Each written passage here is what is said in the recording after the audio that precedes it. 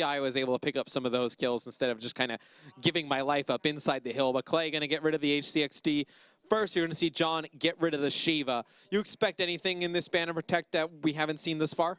No, I think for the most part, this is going to be a very standard kind of protects and ban stage. I think both teams kind of have like the same game plan approach in this process. Yeah, and I would say really, in the ban and protect phase, the two guys are going to make the calls for this team. It's going to be Clayster on FaZe and then Replays on LG. Look for those guys to really kind of, don't want to say tell their teammates what to kind of ban and protect, but those are the two guys who are going to really try and shape the game in their team's favor. Yeah, I can agree with that. As Rapid Fire gets taken out by Spacely, Attach is actually going to miss his ban. So I'm not sure if he's at his PlayStation or not. We'll get that figured out with League Ops, but if he missed it, that's obviously a big deal. He passed. No, yeah, I mean, you do have the option to pass in ban and protect. There really doesn't make a reason to pass on your ban and protect. And we'll see what the next bunch of players get out. It's going to be Saints going to get high caliber, and then you're going to see Flashbangs go at the hands of Zuma. It goes down to our final two players, Replays and Enable. So maybe Attach just wasn't there. Maybe he went to go grab some food and kind of came back, wasn't ready to make it. But that's actually pretty big. Your team doesn't get a vote. I mean, Overclock's still in. All the abilities still in, like kinetic armor, camo still in. As we're moving on to our last two picks here. Yeah, you think stuns, if you're FaZe, that's one that you would want to get rid of, and you're going to see Replays actually get rid of the stuns. Enable going to get rid of the VMP there at the end, so going to make this one all about the CUDA in the SMG department. Now, you don't have any of the specialists targeted there early, Revan. What do we think we see on this one? I think probably Purifier and Scythe, two weapons that you're going to see. Kinetic Heatwave. I think that's really going to be the main Yeah, you think it's easy ones? Yeah. That's really what we've been seeing at least the most as kinetic armor comes in for both teams. It's actually going to be Clayster picking that up for his team. Normally you see Clayster maybe go with a weapon. Now, is Attach... Oh, so he is there. He picks up the Purifier. Maybe he just... Sometimes you get flushed in that protects and ban process, and maybe you just miss your pick. And it's interesting. It's a little bit of a different look we've seen from FaZe the past few weeks. You usually have Attach will run like kinetic or camo along those lines. You expect Enable to go Heatwave. He's never gotten anything else, but for something Firebreak. Yeah, whether it's Purifier or Heatwave. And I actually like the Purifier on Attach. I think that makes a lot of sense from the standpoint that he's a player that's going to be playing in and around the hills. Yeah. Looks like, maybe Clay going to be running an SMG as well. You would think so. Possibly. With kinetic, right? That makes a little bit more sense. I expect Enable and Zuma probably to run the ARs for this squad. On the other side, we'll talk about a little bit about LG. You have John with Kinetic, Purifier on Spacely's, Heatwave on Saints, and then a Scythe on Replays. Anything stand out for you there? Any selections? I would have thought maybe, you have someone like Saints go with the Scythe.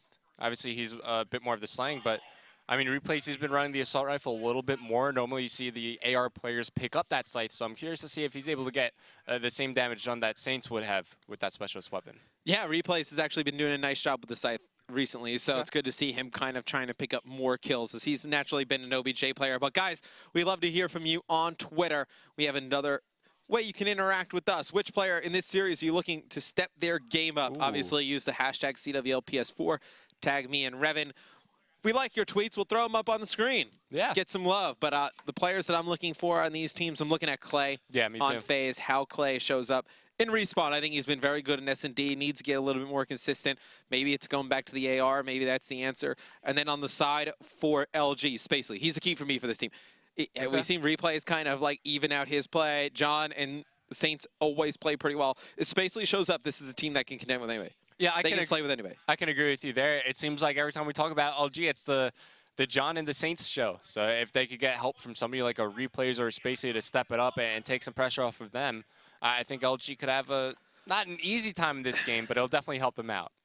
I think Spacely, I think Replays is actually your player that is going to, he's never going to have like monster games. He's going to be kind of like that smart player you're going to see like win those big gunfights, like be there on rotation first. Like he's going to be the guy fighting a lot of those. He does John, a lot of the dirty work. A lot of the dirty work that you don't see in the scoreboard. A lot of big kills that we don't really kind of Imagine see having a stat every rotation started for your team. Yeah, right? That would be very interesting. But you're going to see Replays definitely take those duties for LG. I think it's really Spacely's job to help him out with those. It's going to be Stronghold Hardpoint to kick things off. 250-point score limit, 5 minutes on the clock.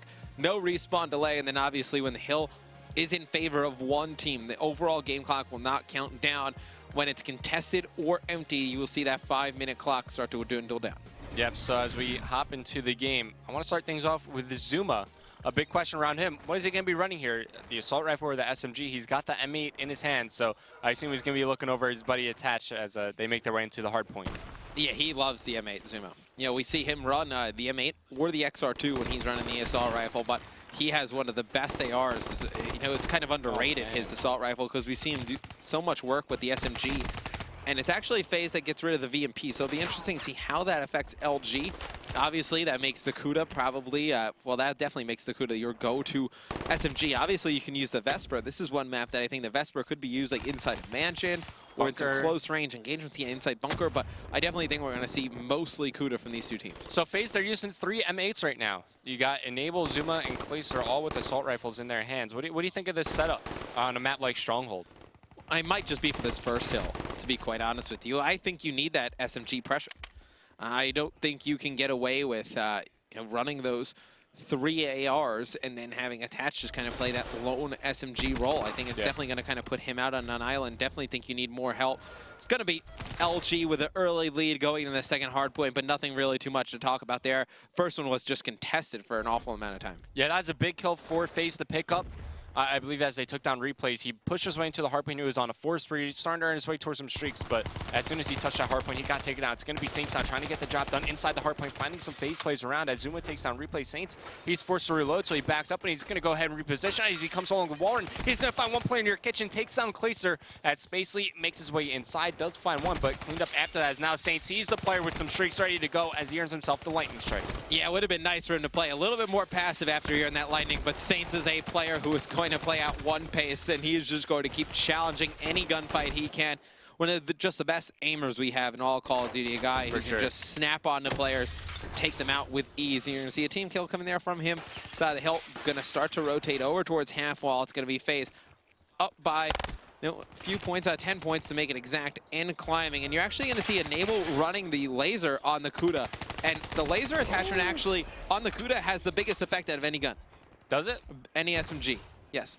That's interesting. I believe on, don't quote me on the exact numbers, but I believe on the SMGs, it's something like 27%. Yeah, on the other ones, on the Kuda, it's something like absurd, like 50%. Ooh, well, you see how Enable close. Knows, Well, watch Enable when we get back on with him once the EMP goes off. Let's stay on with him Enable through the respawn, but you can see how close his aimers are as opposed to jump on somebody else who's running the Kuda, like somebody like, you know, an Attach or once he jumps out, like you can just see how much further apart that is. Like that is pretty significant. Yeah, oh, it is very significant at home. If you guys are running the Kuda, definitely consider throwing the laser on, and one of the better attachments for the Kuda. And this has been the change that FaZe have made as this game has progressed. At that first hard point, they were running 3 M8s. Enable's going to go ahead and be that player to switch it up to another SMG. Zuma's sticking with the M8 along with Clayster. Enable has been one of the best ARs throughout all of Stage 1 So actually, Clayster, he's been fairly active on the COD competitive subreddit, and he feels like, you know what, there's some league matches, well, we'll just switch up our roles just to have everybody comfortable playing each and every role. So kind of approaching it as practice. I don't think that's a way you can do that. Obviously, with the Pro Division matches meaning so much as Saints picks up a 3-piece there with a lightning. Why mess around? You do scrims to do that. You don't do that in a league match. I don't agree with that kind of logic of thinking, as it's going to be Luminosity jumping out to a big lead there. It was close, and now they've kind of blown the doors off, and it's been John and Saints, the two guys we talked about the most for this team, really going off. John has full streaks. He's got a Cerberus, a Hellstorm, a Lightning Strike, also has kinetic armor. He's on a 9 streak. That would do it. That's going to be huge, but if FaZe have an opportunity to come back into this game, it's going to be on this bunker hardpoint. Unfortunately for them, while Luminosity, they're set up, the Cerberus is coming in to watch their backs. As now LG, they really just need to maintain their focus on this door that FaZe are going to be pushing through. This is just not a good performance by FaZe. And I mean, I understand wanting to put the AR back in Clay's hands, right? Like Clay, one of the best ARs in Call of Duty history. Enable has been killing it recently. But Enable has been crushing it with the M8 recently. Like, I don't think there's a reason to kind of take it out of his hands. I don't know. I think FaZe definitely has some things to, I don't want to say work on, but some things to definitely kind of think on and consider over the next few weeks. I mean, to be fair, they've started to slip a little bit behind in the standings. You know, they're starting to lose game after game, so maybe they felt like they had to change some roles up, but like you were saying, Enable's been going off. I remember looking at some of the stats, and at the beginning of kind of like the league, Enable was up there, top 5 KDs. So he's been having a lot of success with that mate. And going to go back towards this first hard point. It's going to be Luminosity dominating FaZe here early. And attach 6 and John's 14. on a 14 kill spree? Oh, yeah, no, just stay on with him. This is absurd. He might as well just call in some streaks. I mean, we saw, I believe it was like a 12 or 13 one from Scum second Cerberus. in uplink. But now you have John playing in and around the hill on a 15 kill streak here in hardpoint. Make it 16. This is unreal. Oh my! John finishes a 17 kill streak in hardpoint. Utterly absurd. That is probably the longest one. Actually, we saw Tommy with about a 16 or a 17 in Europe. But John just absolutely going in here early against FaZe. I'm going back over to him. Oh, there's no reason to go away from him. He's just absolutely been dominating this game. And jeez, I mean, attach and enable, both struggling thus far for FaZe. And those are the guys who I feel like this change that we've seen from them, at least early, has affected the most. Do you take the AR out of Enable's hands? He's been great with it. And then attach, I mean, when he's the only SMG, he has nobody there to help him fight in the hills. It's going to be very difficult. And when we were talking about kind of like mid-season awards a little bit ago, we were like, well, if you take Enable kind of off this FaZe squad, how do they perform without him? Kind of like the unsung hero of this squad. And just really interesting to see it. And one thing that's really been working in FaZe's favor when they've been crushing teams as of late has been their slang. Outside of the hard point specifically. Look at their score lines right now, man. You got Placer, he's -5, -9 for Attach, -13 for Zuma, and -3 for Enable. Yeah, but Enable has streaks now. Enable earns he takes full the M8 streaks, back so that's out, huge. he gets streaks. Yeah, no, I think this is a plan that they're trying right now, and I think this is something that they should probably never do again. Where, I think it definitely should be kind of, I don't want to say like how it was in Advanced Warfare, but Zuma and Attach pushing those hills. And then you got Enable and Clay there with the assault rifles to kind of even things up. Zuma though picks up 2, going into the hill with the M8, and FaZe making this one a little bit closer. Goes over towards half wall. Goes over towards half wall. They're able to win some engagements, get control here. I think if they can get it to only being down by like 50 going in a bunker, I think they can make it a game. Yeah, for sure. But as long as they have that Cerberus, you're going to see 2 Hellstorms go down. It's going to be Enable's Hellstorm coming out, and it's going to be John's Hellstorm as well. So Johnny and Pete can see what he picked up. Now you're going to see a Lightning come in. That should be Enable's a Lightning, and he burns both those streaks, and they're not going to get the hill. Yeah, it's not what you want. They're back down by 90 points as John has completely took over this game, along with Saints 30 and 19. So these guys, they combine for 64 kills and now 34 deaths. No, yeah, you're not going to beat when these guys are playing well, man. Like that's the thing that happened at UMG South Carolina. I didn't watch the whole weekend, obviously Valentine's Day weekend. Not going to sit inside and watch Call of Duty all day long. I took some time out to watch some COD, but these guys, when they are heated up and they're playing well, these are 2 guys no team wants to play against. Yeah. Like, if you looked at Call of Duty as like a whole, I mean, you've been involved for a long time, a little bit longer than I have. These are 2 guys who historically in Call of Duty, they've just been known as phenomenal slayers. Yeah. And when you put like both of them on the same team, and they have some kind of like chemistry with each other, it is dangerous. It is really dangerous. Yeah, you can see it coming into play here as Enable. He's going to drop down the Cerberus. FaZe trying to find a way to come back into this game, but I mean, maybe switching Enable back to the M8 was just too little too late. He was able to earn streaks, but the Hellstorm of the Lightning Strike, they don't get really too much done. And we were saying kind of if they could bring it back to within 50 going into this next bunker hardpoint, if they win the rotation there as well, maybe they have a chance. Well, they're down by around 70 points. The scrap time might go to LG. Actually, Enable's going to go ahead and fight for that. But now they need to find a way to teleport across the map and win this rotation. That's the thing. They're able to take the last few seconds. Zuma somehow gets into the hill. He's able to get one. Not going to finish off a second one. If he had some teammates there, they could have possibly tried to make something happen. But LG just controls the spawn. Able to rotate early. They can close. I think they do close out here. Revan, as you see Spacely in the hill with the Purifier, just needs to kind of shoot those flames at the door, deter players from coming in. Somebody just runs directly into it. That's going to be Zuma. This is one that FaZe. It's going to be very hard for them to break in. You see they're going to use a heat Purifier of their own and actually get shut down. Attached, tried to use the Purifier, go in and challenge Spacely.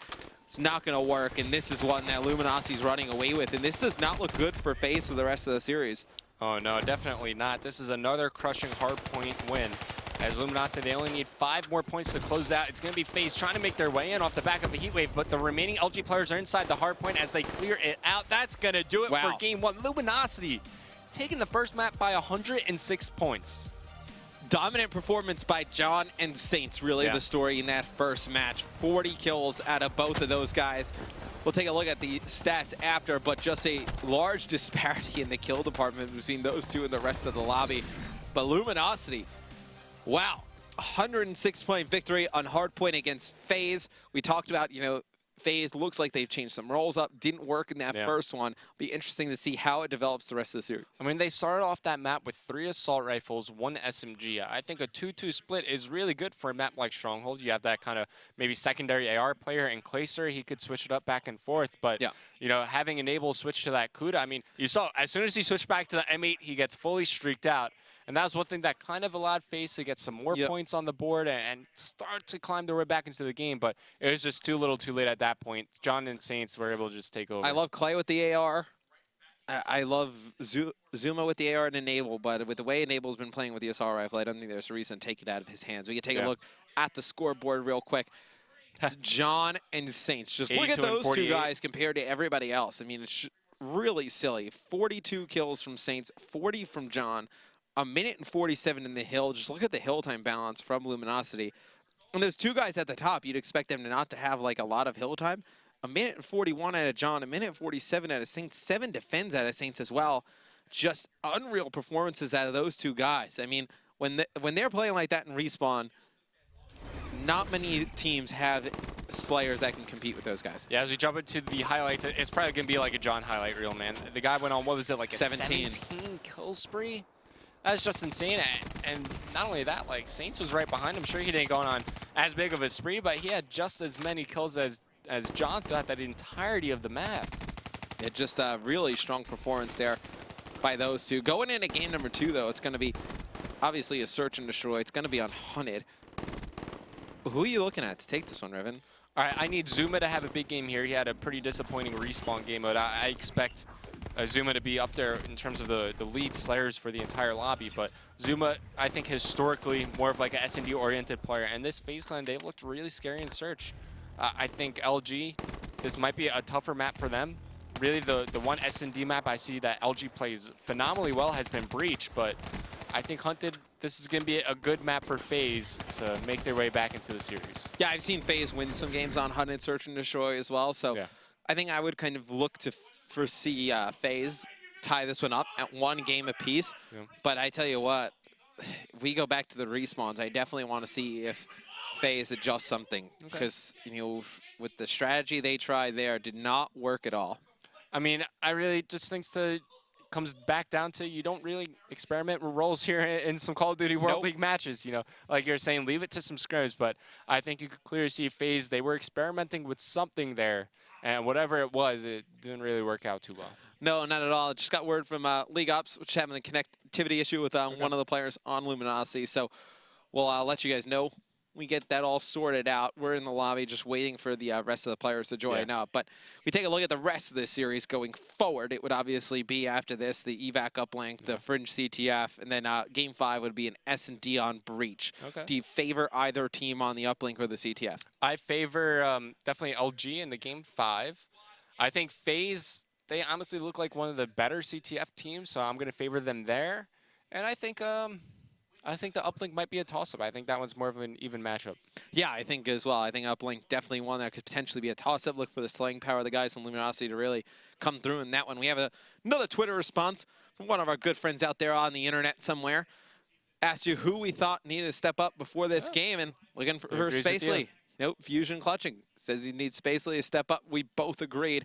How did he do in that game 1? We can take a look at that. Spacely goes 24 and 23, so he goes +1, minute 30 and 1 in the hill. But that's the kind of game you're looking at Spacely to not like go mega positive. You're not looking at him to like kind of win you games. You're looking at him not to like lose you games from the standpoint that you don't need him going double positive and giving the other team streaks and things like that. How many kills can he get when his top 2 teammates have 82 kills combined? You're looking for him to just play smart, stay around even, help replays on rotation, win those gunfights. And I think that first game definitely won. That's basically played well. I think that's a game that this Luminosity team would be very happy from for Spacely. Yeah, like you're saying, all Spacely has to do is stay alive inside the hard point. Don't overextend. Don't make any, questionable plays. Just, play some consistent Call of Duty. You have John and Saints killing everybody else on the map. All you got to do is stay alive and stay inside the hard point and rack up time for your team. Yeah, without a doubt. And, just looking at it, potentially a breach S&D for Game 5. You favor FaZe in the S&Ds? I favor LG on breach specifically. Oh, really?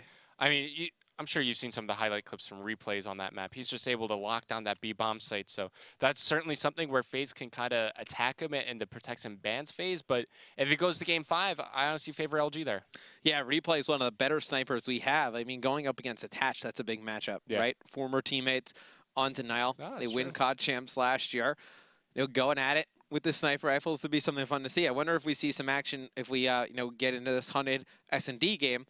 We see it happen in the Ban of Protect. We see any PO6 comes out here? Don't think we see any PO6 here. These are two teams that are not going to step that far out of the box. I think these teams would keep it to the Locust, keep it to the SVG. I think that would be an interesting battle going into Hunted. I mean, just speaking a bit about Hunted, man, I want to see more teams hit that A-bomb site.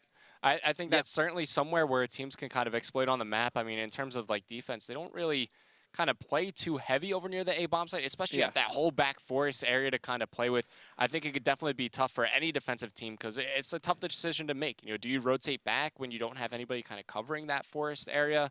And, you can't really check everything back there. Especially because the way we see teams play on defense on Hunted is they'll probably play one player over at A. Yeah. Potentially, a 3 rush over at B. Maybe, 2 at B, 1 middle. If you can kill that player at A or force the issue in at the bomb site on A, it makes it very difficult for players to rotate. Because then they got to decide, okay, well, they could have gotten into A and gone into the water. Do we jump into the water and challenge as well? It's probably not the smartest play. If you wrap all the way back through your spawn, you pretty much just have that one door in that back bridge to be able to go to. And then, to go through the jump up, that's probably one of the worst angles you can take. It makes it very difficult on the opposing team to retake that A-bomb site. Yeah, it's so close quarter, and SMGs could really do some serious damage there. And like you were saying, I think whenever you don't have, initial positioning inside the water, it's just too tough and very risky to kind of dive in there going in blind. Oh, without a doubt. Without a doubt. We're just still waiting for players to get all set up in this one. I think this is a series that, obviously, Luminosity, they're the underdog going into this one. For sure. But how much are they the underdog, realistically? Because FaZe has actually struggled the last few weeks. Yeah, they have. If FaZe were to lose this one, they play Envy tomorrow. I'm sorry, say that again? They play Envy tomorrow. They play Envy tomorrow? Yep. Oof. That's going to be a tough match. And that would be, if they lose this one, they would go to 7-5. No, 7-6, I believe. And then it's crazy to think at one point FaZe were undefeated. Right?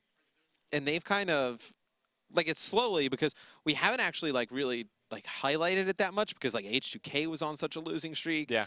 TK was on such a losing streak. And, FaZe has always been in, playoff contention. But they're sliding. I mean, they have that 1 0-2 week where they first matched up against Optic Gaming. And then it's kind of slowly been slipping away from them. Maybe it's been experimentation with roles. Maybe they feel confident that they will most certainly not be one of the teams part of relegation, that they feel confident enough to kind of take these risks. You can't risk it. I don't think you can even contemplate risking that. Obviously, still waiting for this game to get underway. It's going to be Hunted S&D, game number 2. Luminosity wins game number 1. But if you're FaZe, you can't be risking things like that.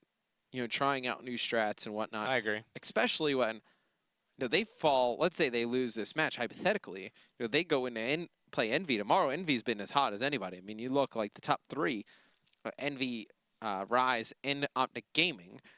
I mean, you do not want to be going into that match tomorrow with a chance to be, 7-7? That would not be good if you're FaZe. Yeah, I completely agree. And LG is one of those teams. They're starting to turn their kind of league life around as they're kind of solidifying, their spot in the middle of the pack. And they're 5-7 right now. One of the 3 other teams. Yeah, I tell you what. In the H2K they lost, so they go to 5-8. And then the other team was TSM. They play Rise. So this is a way that's for... to close out the night, too. Yeah, this is a game where LG can potentially kind of break that three-way tie and jump up ahead, and could potentially even force FaZe like down into that bottom area if they lose to Envy tomorrow. So this is a match that has huge implications on the standings. And, you know, these 5 and 7 teams, they're a week ahead of kind of those like bottom 4 teams that are currently, you know, lined up to be in relegation. So the more they kind of string together wins here, the further and further away they will separate themselves from the rest of the pack and kind of secure their spot at the Season 2 or Season 1 playoffs. You know, if we can, I'd love to take a look at the standings. We can talk about that just more in depth as we're waiting for the players on Luminosity to get into the lobby. But you can see Optic Gaming obviously at the top. They're sitting at 11-2. Envy, they win their match against Complexity, move to 10-3. So you're going to have Rise Nation in complete control of 3rd place. And then I'll look it down here towards the bottom. So you got Elevate at 7-6. If FaZe were to lose this, potentially they could drop into 6th place. You'd have Luminosity 1 game behind them. They play Envy tomorrow. Let's say, hypothetically, they lose to Envy, and that could drop them down to 7th place. There really isn't a chance that, like, TSM or H2K can catch them. Right, but I feel like we're getting such separation from the top 7 to the... Well, right now it's top 6, but potentially could be the top 7. Even if Luminosity slides down to the 8th spot, the top 8 would definitely be a huge margin. All right, so let's work our way from the bottom up here. Is there any way Dream Team kind of makes it in the top 8? They'd have right to go now they're 3 weeks behind. They'd have to go on a serious run. They'd have to go on a very serious run. Even like you look at TK, they're in a bad spot. CLG actually still has a reasonable chance because you know, they could definitely pass H2K. They actually you think if CLG tomorrow. win that match against Optic last week, they're at 5-8. They're in a good position, you know, to make it. They're right there. They're right there. They closed that game out, but looks like we have everybody in the lobby just waiting for some players to switch teams. Then we can get this one right underway. We got everybody on FaZe on the right side, everybody on LG on the right team. So we're going to jump into game number 2. It's going to be a hunted search and destroy. If you're just joining us, was FaZe losing game 1 by 106 points. Luminosity came out on fire. I mean, John and Saints, they combined for, what was it, like 82 kills combined between the Banao, the Ban, and Protects. It's going to be the Shiva and High Caliber will be the first bans as Spacely gets rid of the Shiva, High Caliber by attach. Maybe we see Rapid Fire, the Tacticals to follow this up. What kind of specialist abilities you're thinking might get banned out I don't know if any of them need to. I think we potentially could see Kinetic, but I don't think really any of them need to. If anyone, I mean, Overdrive was pretty effective. We're going to see Thermal go, but I don't know if this is a map where the abilities are going to come that much into play. Flashbang picked up by Clayster is going to take that out of the game, while the Thermal was banned out by Saints. So snipers, well, not even just snipers. I mean, we saw FizzUp with the Thermal Assault Rifle, so no Thermal Sight in this game. And that of course, makes Smoke Grenades so powerful here. Oh, without a doubt. It makes, you know, the smokes actually, as Call of Duty's gone on, just graphically have gotten so much better that smokes definitely make a huge difference now. Rapid Fire goes, stuns go, so stuns and flashes both gone from these first 2 games. Replays and enable. Last 2 to cast their votes. Don't know what to expect, quite frankly, out of these 2. Overclock, maybe? Overclock, overkill, potentially a sidearm.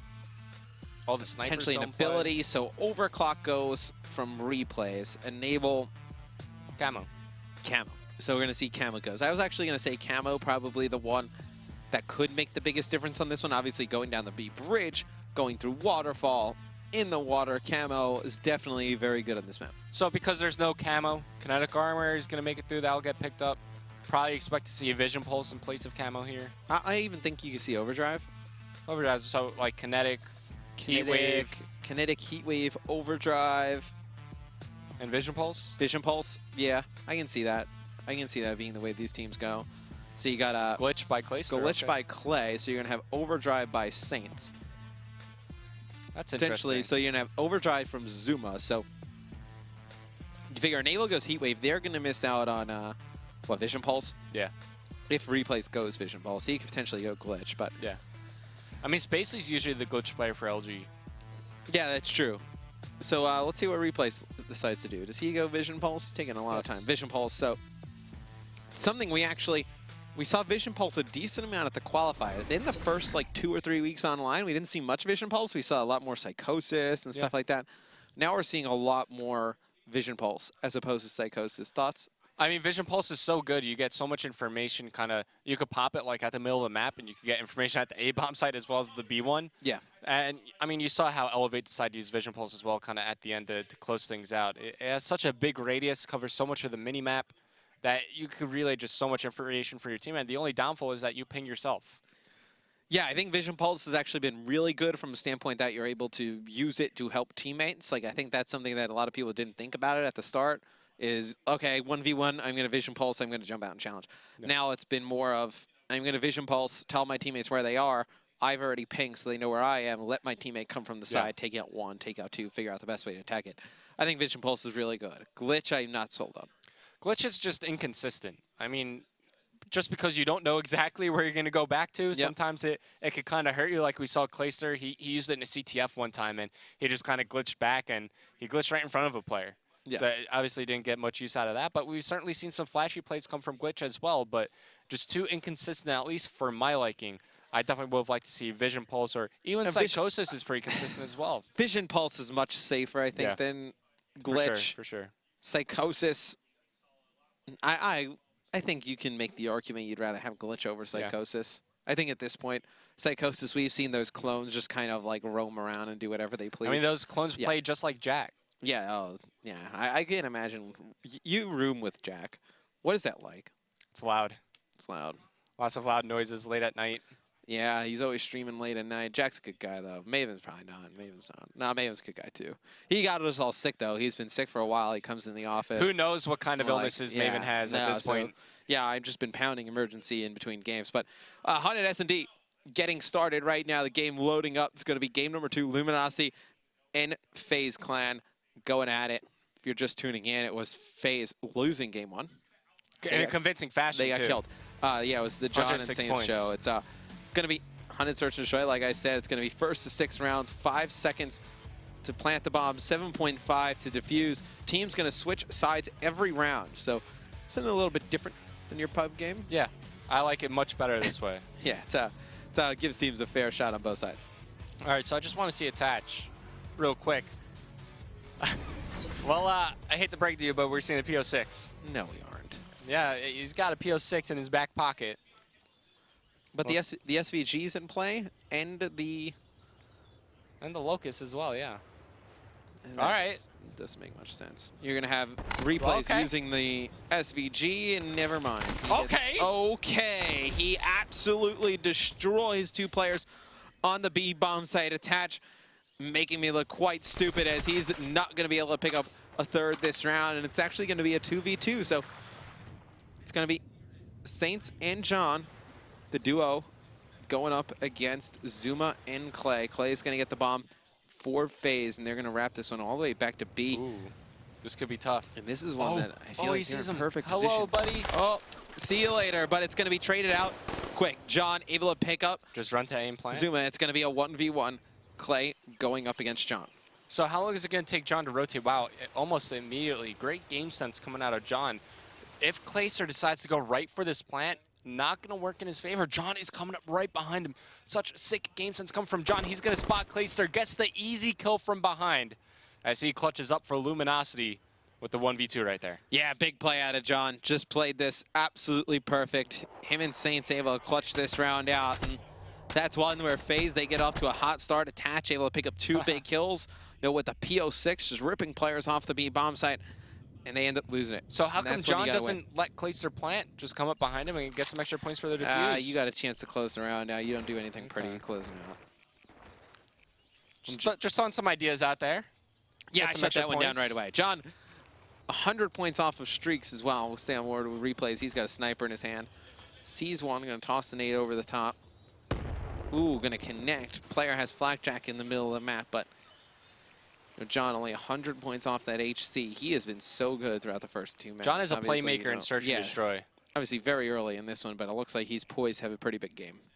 All right, so as he makes his way over towards this back forest area, look at how much space he's going to have to work with. May have gotten spotted there. Zuma opens things up with first blood for his team, but John, he's going to move back. He's going to be like, hey, guys, there's nobody back here, and this is going to give a lot of room for LG to work with. If they get the bomb down at A, it gives him a great vantage point. Nobody would expect him to be playing all the way in the back here on bridge, and Spacey just doesn't feel safe putting this bomb down.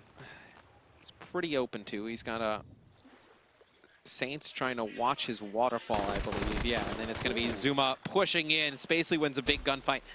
That is huge. His teammates should be able to watch those other two angles. As you see, Enable actually gets over towards jump up and attach coming from Hut. Attach the last one alive for FaZe. Would need to make a highlight reel type play to clutch this one. He's able to get one.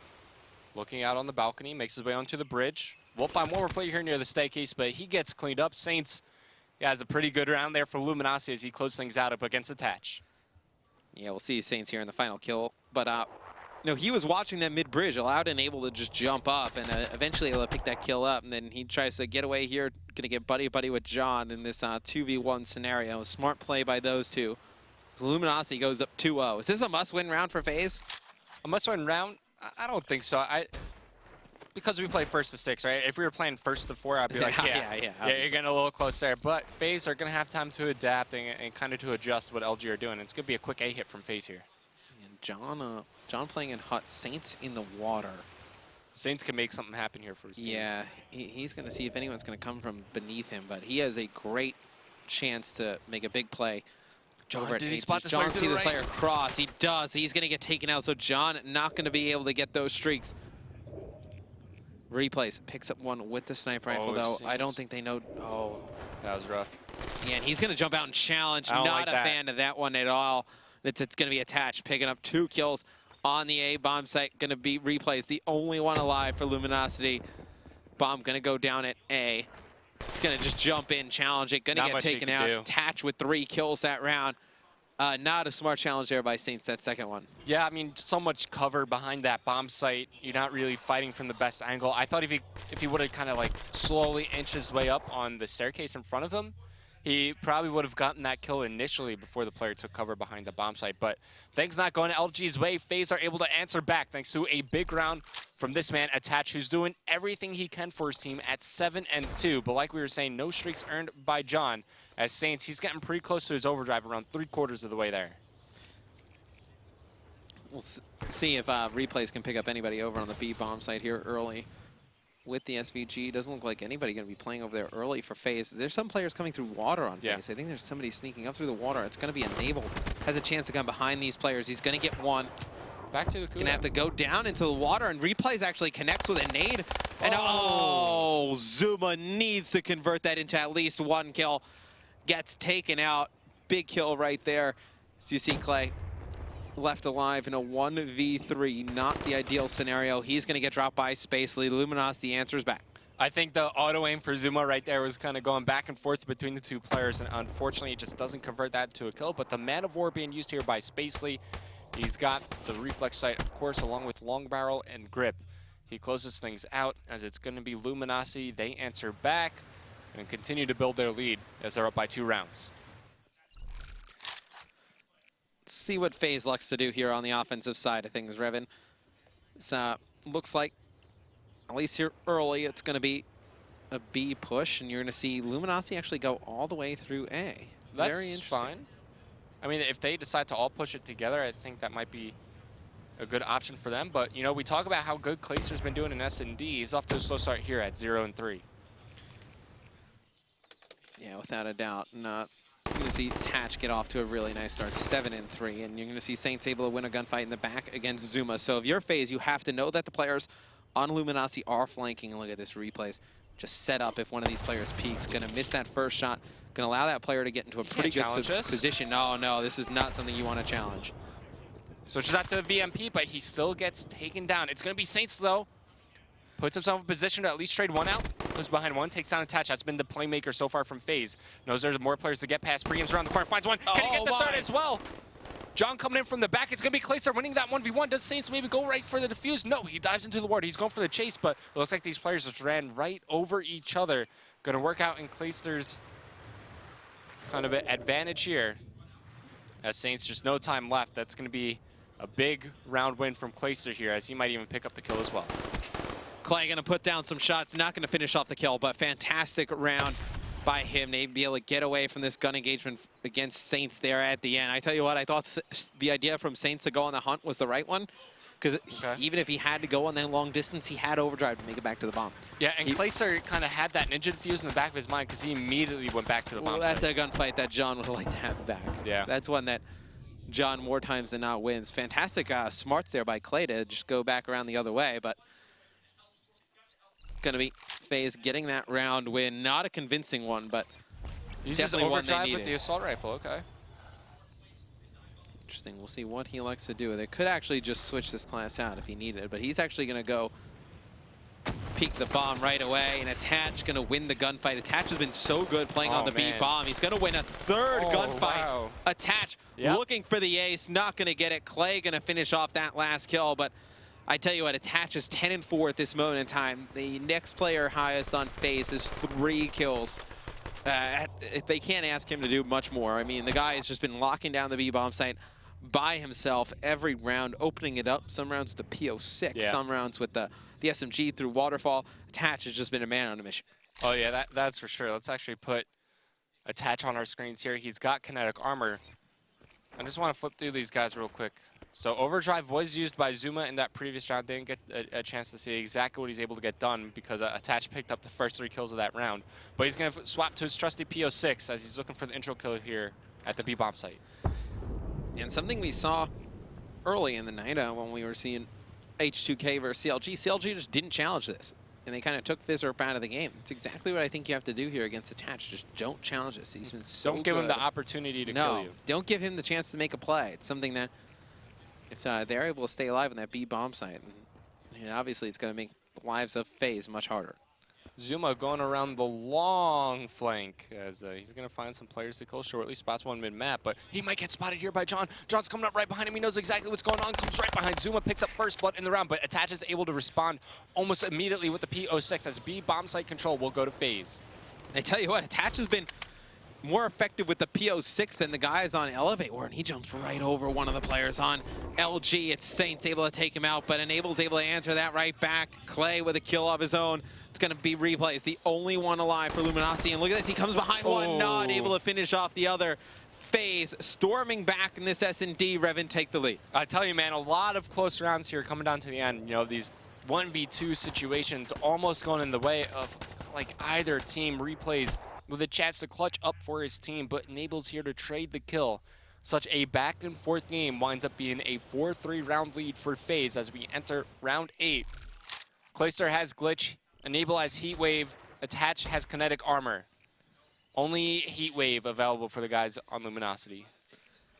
And we'll see how those abilities come into play on the side of FaZe, but it's going to be Saints hitting that bridge wall run, going to try and go all the way around. And I think if you are LG, you just hit A as fast as you possibly can. You Replays has a lot of work watching to do the here. back. They know exactly where he is right now, but they've given up the A bomb site, FaZe though. have. Yeah, but they've given up completely on the A bomb site. I think if you are LG, you just got to get the bomb down right away. But LG have no idea this is going on. Replays was kind of like the player to spot that, but if only they knew what we knew, Matt, they'd be playing this bomb at the A bomb site already. You got to think, though, Replays is dead. You've given up that bomb site. If you are FaZe, LG's got to get the bomb down a little bit faster. You got to be a little bit, have a better game sense than that. And now they're just all flooding at Saints. He's going to drop as well. It's going to be a 4v2. But they do have that heat wave. That heat wave could be big. You see John. Is this a sneaky spot? John sitting in a bush. Usually it's Killa in the bush. Yep, has heat wave. Just going to be trying to see which angle to look for, and it's going to be Attached coming in, winning that round. They didn't even plan for that side? Yeah, Clay going to win that final gunfight on Spacely. It's going to be another round win for FaZe. Oh, man, I would have liked that post-plant positioning a bit more. Like, maybe if they plan on the other side of the bomb site, they could use the water a bit more to their advantage. They could just peek up, kill that diffuser, peek back down, use the water as better cover as Clayster. Really, he's just all over it. Spacely, he gets taken down. As FaZe continue to build their lead, they only need one more round here to close it out. Yeah, you got to be mindful where you plant the bomb. And then where you can actually see that bomb from will go on to the offensive side of things. It'll be FaZe with a chance to close things out here. What would you like to see them do, Revan? I mean, they do have like a round here to play with, so they could do something a bit more risky. We haven't really seen like a quick B bomb site push from them. Going over to attach, he still has this kinetic armor, no overdrive, so that's really something that they could use to kind of intro into a bomb site. But it looks like they're just trying to make LG feel a bit anti, and it's going to work. They might catch John here overextending. There you go. First blood in the round as Zuma cleans him up. And now things are only looking better for FaZe as they still have all these abilities to work with. Yeah, and they're just walking at him one by one. Replays was playing down over on the bridge, and then he fired down some shots on a player in the spawn, and then they just baited and switched that out. I believe it was Enable down there as he cruises through water, and he's able to get by B. It's going to be a 4v1 here. Saints, the only one alive for LG. Going to jump out, challenge it. Not going to be able to get any shots off. It's going to be FaZe winning that one 6-3. All right, so they're able to bounce back after a tough, hard point loss for them. Great stuff from really Attach goes off. Yeah, and you saw it lagging a little bit towards the end. We'll have to get word from League Ops and figure out what's going on with that one. As soon as we do, we'll give you guys we'll give you guys the words. But as far as we know, FaZe takes that 1-6-3. And like we were saying, Attach, he has such an impact on that game. You know, opening kills with the PO6 in the beginning stages of that game, and he just make plays happen really all over the map. Yeah, and every time they challenged Attach over on the B bomb site, he was able to just hold it off on the defensive side of things. So that B bomb site, really a good spot for Attach to play. Obviously on the offensive and defensive side of things. We'll take a look at the scoreboard here in just a second. I believe it was Attach finishing on top for FaZe with about 13 kills. Yeah, he finished up 13 and 5, so big performance from Attach there. But I'm getting word from League Ops that everything you just saw is going to go away. Oh, okay. We're going to have a little bit of a replay here. Seems like the players just, connection issues, obviously, during that match. Yeah, only fair. Only fair to get a clean replay. So Attach's 13-5 never happened. Doesn't matter how he did on that one because that match doesn't matter. He can come in here and stink this next one up. Is that going to favor LG maybe a bit here because they've kind of had a taste of what FaZe had to throw at them? Now they're going to have some time to kind of talk amongst themselves and maybe develop a counter strat. I don't know how much it favors anybody. I think both teams struggled at times during that one. I think definitely, though, the things we'll learn from that first playthrough is that replays was not effective with the sniper rifle. Probably wants to put that one away going into this next replay. Okay. And then on the side of FaZe, I think you just got to keep doing what you're doing. Maybe change it up, like go to the A site every once in a while. But I think your standard plays over towards B with Attach leading the way is working. Okay, I can definitely agree with you there. Attach is just. He did a phenomenal job just anchoring down that B site. So I think LG, they're going to have to change something up on their offensive rounds. Like we were saying, maybe explore over at the A-bomb site a little bit. Without a doubt. And obviously, guys, we've been letting you know you can tweet us all night with the hashtag CWLPS4. Yep. We have another tweet coming in from Trojan Plays. Enable does good. Rip Luminosity. I tend to agree with you. If Enable plays well, this is a team that obviously the other players have the firepower to bring as well in the slaying department. Enable's the key for this team. But guys, just keep getting with us on social. Which player needs to step their game up in this series for their team to take the victory? That's tough. I think on the side of FaZe, really, maybe like Clayster. Clayster was a little bit quiet throughout that first play, especially in the respawn game mode as well. Maybe Clayster steps up for FaZe. They have a bit of an easier time closing out the series. And on the side of Luminosity, I think I'm going to be looking at Spacely. I think Spacely has an opportunity here to make some big, consistent plays for his team. Like we were saying, going into that hard point, I think he could have a big impact on this game. Without a doubt, we just need you to jump into caster mode. We have a new lobby set up. All the players joining in. You are now in caster mode. Now we just need them to switch their sides. But I think Spacely and Clay, two players that I'm definitely going to be looking out for throughout this entire series. I expect Enable, once he gets the AR in his hand most of the time, to really be putting up those big numbers we expected. Yeah. I even think you could throw any of the other players out there on FaZe outside of Enable.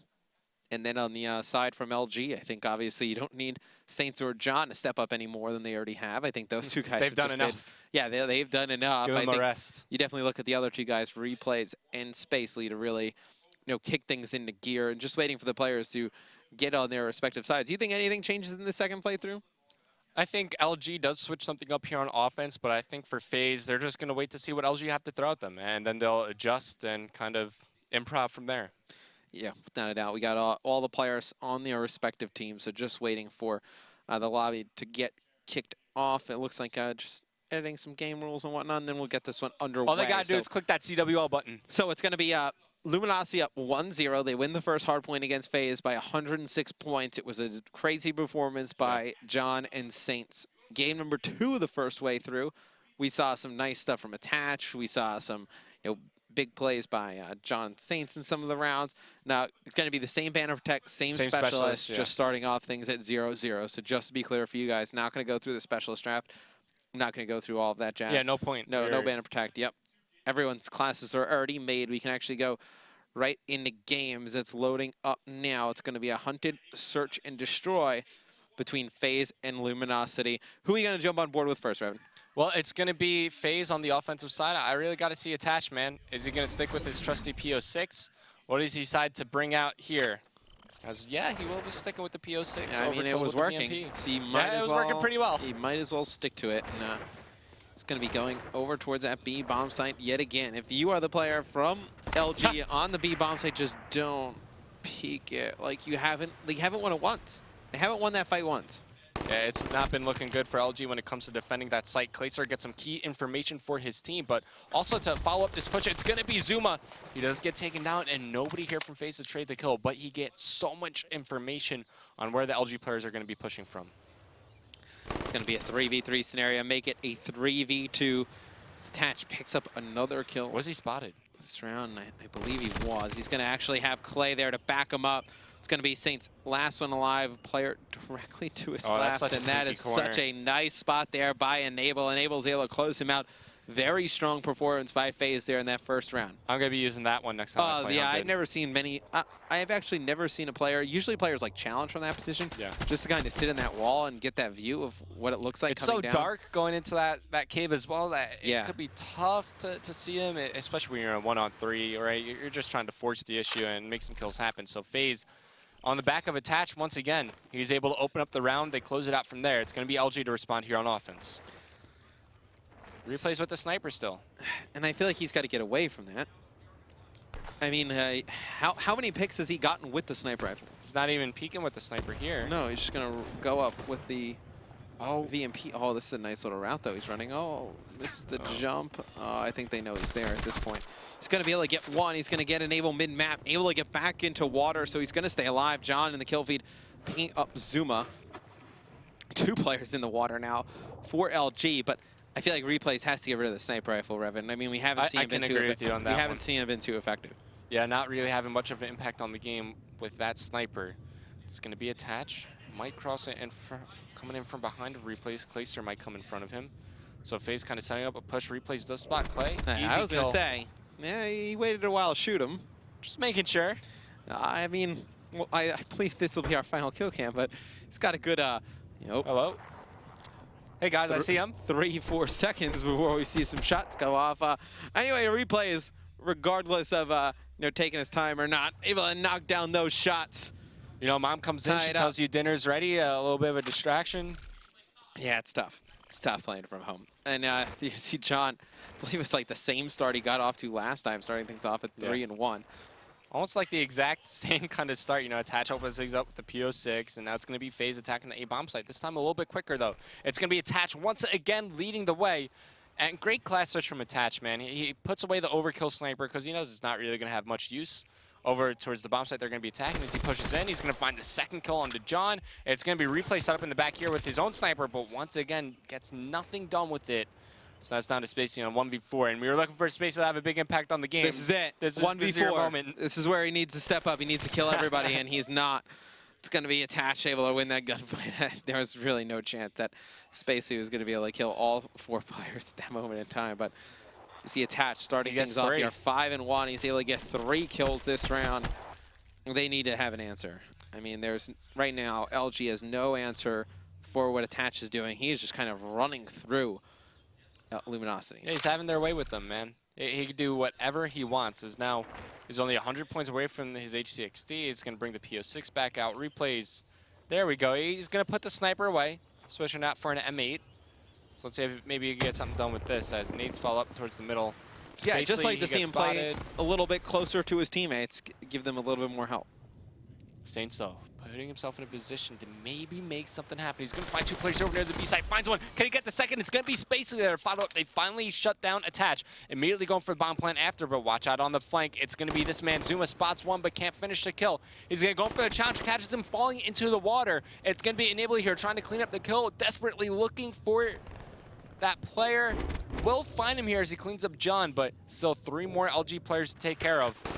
Enable taking fire from all angles. He's in dead. a world of trouble. Enable's just not able to make anything happen. And I love the way that they pushed Attach on that B site. I don't think you have to take him out from afar. I think you got to get in his face somehow with the SMG, whether it's through water, hitting that waterfall. I'm a big fan of the way that Luminosity just played that. Yeah, just hitting it from multiple angles, force Attach to worry about multiple players, and that's something that's going to hurt a player with a sniper rifle. So good job. They shut him down from earning any score streaks as they're starting to get pretty close to some of their specialist abilities. I mean, Attach, he's more than halfway towards his kinetic armor. It's going to be another A bomb site hit for the guys over on FaZe, but Saints is going to put himself in a good position to shut this down early. Finds one, finds two, picks up one, tries to get after him. The kill he got was on Attach. Does get cleaned up from behind, but it's going to be John there to trade the kill. Really good round from Luminosity as now Clayster finds himself as the last one alive. Yeah, and he's nowhere close to make a play happen. I mean, the bomb Pretty far is away. on the complete other side of the map. I mean, he's going on a long flank trying to just pick up some kills or maybe set up in hut Looking and pick for up 1 or trophies, 2, maybe. but yeah, at this point, there's not a lot he can do. If only there's a way to send a portal on the other side to grab the bomb, then come back to the B bomb. Well, maybe LG knows the bomb is down, and then at this point, Clay is just trying to come from a different angle and pick up 1 or 2 kills. But you figure if he gets 1, you figure the guys on LG are there to trade it out right away. Really, Replays is the only person far enough away where they can't really help him out. But Clay, he's looking all over the place, and he can't find anybody from the side of Luminosity. Maybe if he had X-ray vision like we did, it'd be a bit of a better round for Clay. He's able to get bomb somehow. Luminosity is just kind of roaming on the hunt. He's not able to pick up 1. It's John able to finish him off over on bridge, and it's going to be Luminosity taking a 1-round advantage. But Clay just took a ton of time during that round. I mean, yeah, he pretty much took the longest route you could take to get to the bomb. Yeah, but that lets the guys on Luminosity set up however they want. Well, set up however they want, but eventually also, you kind of know. You're like, okay. Also, because of that time, they're able to just build up their specialist abilities. I mean, look at John. He's almost at Heatwave. Who else was alive? I believe you had Saints alive and Spacely's Spacely's really close. Yeah, Spacely's close to Kinetic now. Saints is a little bit more than halfway to Overdrive, so definitely gives those players a huge advantage as it comes to earning their specialist abilities. Sniper rifle back out for Replays. Put it away, man. Misses that shot there. He really hasn't gotten much done with it. Did better with the M8 in their previous offensive round. But LG, they got the lead. Replays actually gets taken down as first blood. John started to trade the kill, but he also gets traded out by Clayster, so 2 remain for Luminosity. Saints will lead the rotation over towards the A bomb site. It maybe enables here to try to stop this. You got Clayster also set up outside the lobby. It's going to be Saints. Does he see his gun? Oh, you got to see his gun right there. Come on, man. You see his gun. No way. He's going to win the gunfight anyway. Probably could have done that a little bit faster, but it's going to be Spacely and Saints now. 2v2 going up against Enable and Attach. I don't know if he actually spotted him directly above him. No. It's a nice spot by Saints. Cannonball into the water? No. It's going to be Enable now, one-on-one. Space. Oh, the heat wave comes in from Enable and he shuts him down. Huge play by Enable with that heat wave. Goes massive there. Look at this. He's able to pick up 1. Comes around. Perfect read by Saints, and Enable with heat wave absolutely crushes him. Big round win for FaZe. Oh, what a huge play for Enable to make. And you know, we were talking about what specials you want in a 1v1 situation like that. That's exactly why Heatwave is one of the top ones to have in a situation like that. Enable making a big play for his team. Now Clayster getting so close to Glitch as FaZe answer back and tie the game up.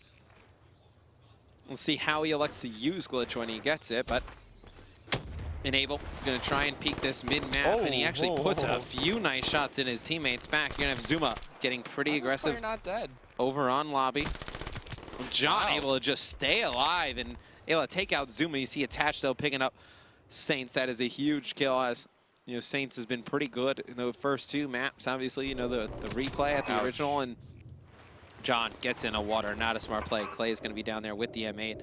It's going to be Enable picking up another one. Replays the last one alive. You can find both of them right here. Oh, the rip blew you. Oh, no. That is one where he looks down and, oh, man. He still got the sniper out. He's going to go all the way to B. It's not over there. It's over on the other side of the map. Where you just were. Going to have to hightail it over towards A. That's a huge round. Oh, Replays looks down. He kills both those players. Yeah. Easily. I don't even think they're too hard a gunfight. It's going to run into the Smith wall. He knows. He's like, not much I could do here, guys. Is he not even going to go for it? You can't let the bomb blow up here. Maybe you just jump off the map. Yeah, I think that might be where we're kind of going, or he might just kind of run in here and try and challenge. There's one player all the way in the water. He's able to win this one. Oh! He's able to get this next kill. Oh, Enable's able to finish it off, but I tell you what, that was, he looks to his left. He just deleted Clayster off the map. He looks to his left. There's a chance he wins this gunfight. And Enable, with that moment, he looked left instead of the doorway. Replays a lot closer than he probably thought it would be, but once again, if he just looks down into the water, he spots both players going to the bomb site. But FaZe, kind of like the story, once again, as they start to build a lead, but these guys from LG, they have a couple of abilities to work with, Heat Wave and Kinetic, almost a overdrive from Saints as well. As he puts the sniper away in this upcoming round. Yeah, which is something, you'd like to see him do. Obviously, hasn't been too effective with it. Attach able to pick up 2 on the bomb site. They're able to kill Clay, but Attach is doing a great job locking down B. Now, saw some confusion of why people asking, why we were replaying the map. It's actually, some players reported there was connectivity issues during the last game. So, obviously, both teams wanted to get the fairest shot they could. So, both teams agreed to replay. If Saints can back up and kind of give John some cover here, they have overdrive, they have heat wave available to use. As FaZe kind of set up the break here, Saints to spot one inside the lobby. He's going to take down Enable. Got to think there's going to be more around. He picks up 2, but that's going to do it. FaZe will walk away with the round 8 win. As now they put themselves once again in a position to close out this map. Almost a good play by Saints, put himself in a good position to make something happen. Unfortunately, John, he got taken down a little too early as Zuma closes things out. Yeah, and Zuma just went looking for some trophies, trying to build up towards his streak. It's going to be 100 points off an HC, but FaZe 1 round away from closing this one out. Again, 6-3. Yeah, FaZe once again looking good in S&D, and here we see Zuma closing out the kill. Now, Saints killed Zuma's teammate who was behind him over near the C-Dom area, but Zuma gets it done up close and personal. So now he's getting pretty close to that HCXD, and Matt, how much fun would it be if you had like a HCXD to play with in real life? Wouldn't be that fun. Wouldn't be that fun. They actually make them, they just don't explode. It's going to be I don't think Zuma they would explode in real life. with overdrive. Yeah, it's going to be the ledge boost. Yeah, he's going to hit the ledge boost over towards Waterfall. There it is. And now he's going to be able to challenge this first guy. Doesn't matter. He's already dead. Who was that getting first blood again over on the B-bomb site? Attach. With the PO6. Every round. Making plays happen all over the map. But LG do respond and they do stabilize. They take the man advantage here at 3-2. John might get challenged from behind. It's going to be the bomb carry Attach here. It's John Wisely. No, he thrusts upwards and he gets taken down. So Attach with the opportunity to pick up the kill there, but who's this coming around the flank? It's going to be Replays. Does he spot this player? Oh, yes, without a doubt, he has spotted Attach. Yep, Attach is dead. And I think now, though, the saving grace for Clay is that Attach has definitely seen both players. Does he elect to use his glitch this round? I feel like this is one where you potentially make glitch useful, and he's actually going to use the glitch. He's going to try and win the gunfight, not able to do so. Replay is going to close it out. So you see how glitch is used. It gives you a little bit of a, I don't want to say second chance, but just gives you a little bit of a better chance to win the gunfight. Replays, though, I think glitch is kind of used better if you just kind of bait yourself early in the round, just glitch back. You know, you take some fire from the other team, kind of be a distraction, glitch back, allow your teammates to clean up the kill. But Clayster going for the clutch right there. Now gives Luminosity way back into the game. As they do not have, actually they still have this heat wave from John. Oh, who's this over near the balcony? It's going to be Enable. He can definitely make something happen. As Johnny's going to make his way down through the water. And immediate rotation from this FaZe lineup. As here comes John, makes his way inside the bomb site, opens things up as he takes down Zuma. Doesn't need to challenge this again. No, but his teammates basically gets taken down. That's going to drop the bomb as well. They know John is in this area. Just John spot enable. Replays dies across the map. Now it's all down to John in a 1-on-3. Makes his way through the lobby. Knows there's one player over near C-Dom. Does spot him, but that information has been relayed to all the FaZe players. John can make the best of it still. Has his heat wave. He's got to use it here. Yeah, and I don't like the way they challenge enable. And they see they're all kind of bunched up here. Let's see if he's able to make something happen. There's players inside the staircase and potentially could have just heard the bomb getting picked up. Enable comes in, picks up that last kill on John. Almost the same outcome. Yeah, almost the same exact outcome. Same winner, FaZe, able to win map number 2, ties the series up at 1 game apiece. Saw some great stuff from Attach yet again. The guy just dominates the B bomb site on Hunted. Oh, yeah, I mean, his work with the PO6 is crazy. I mean, even with the SVG still being in play, he just chooses to use the PO6, get some serious work done with that. But, I mean, let's talk about replay sniper rifle. Man, it got absolutely nothing done that entire map.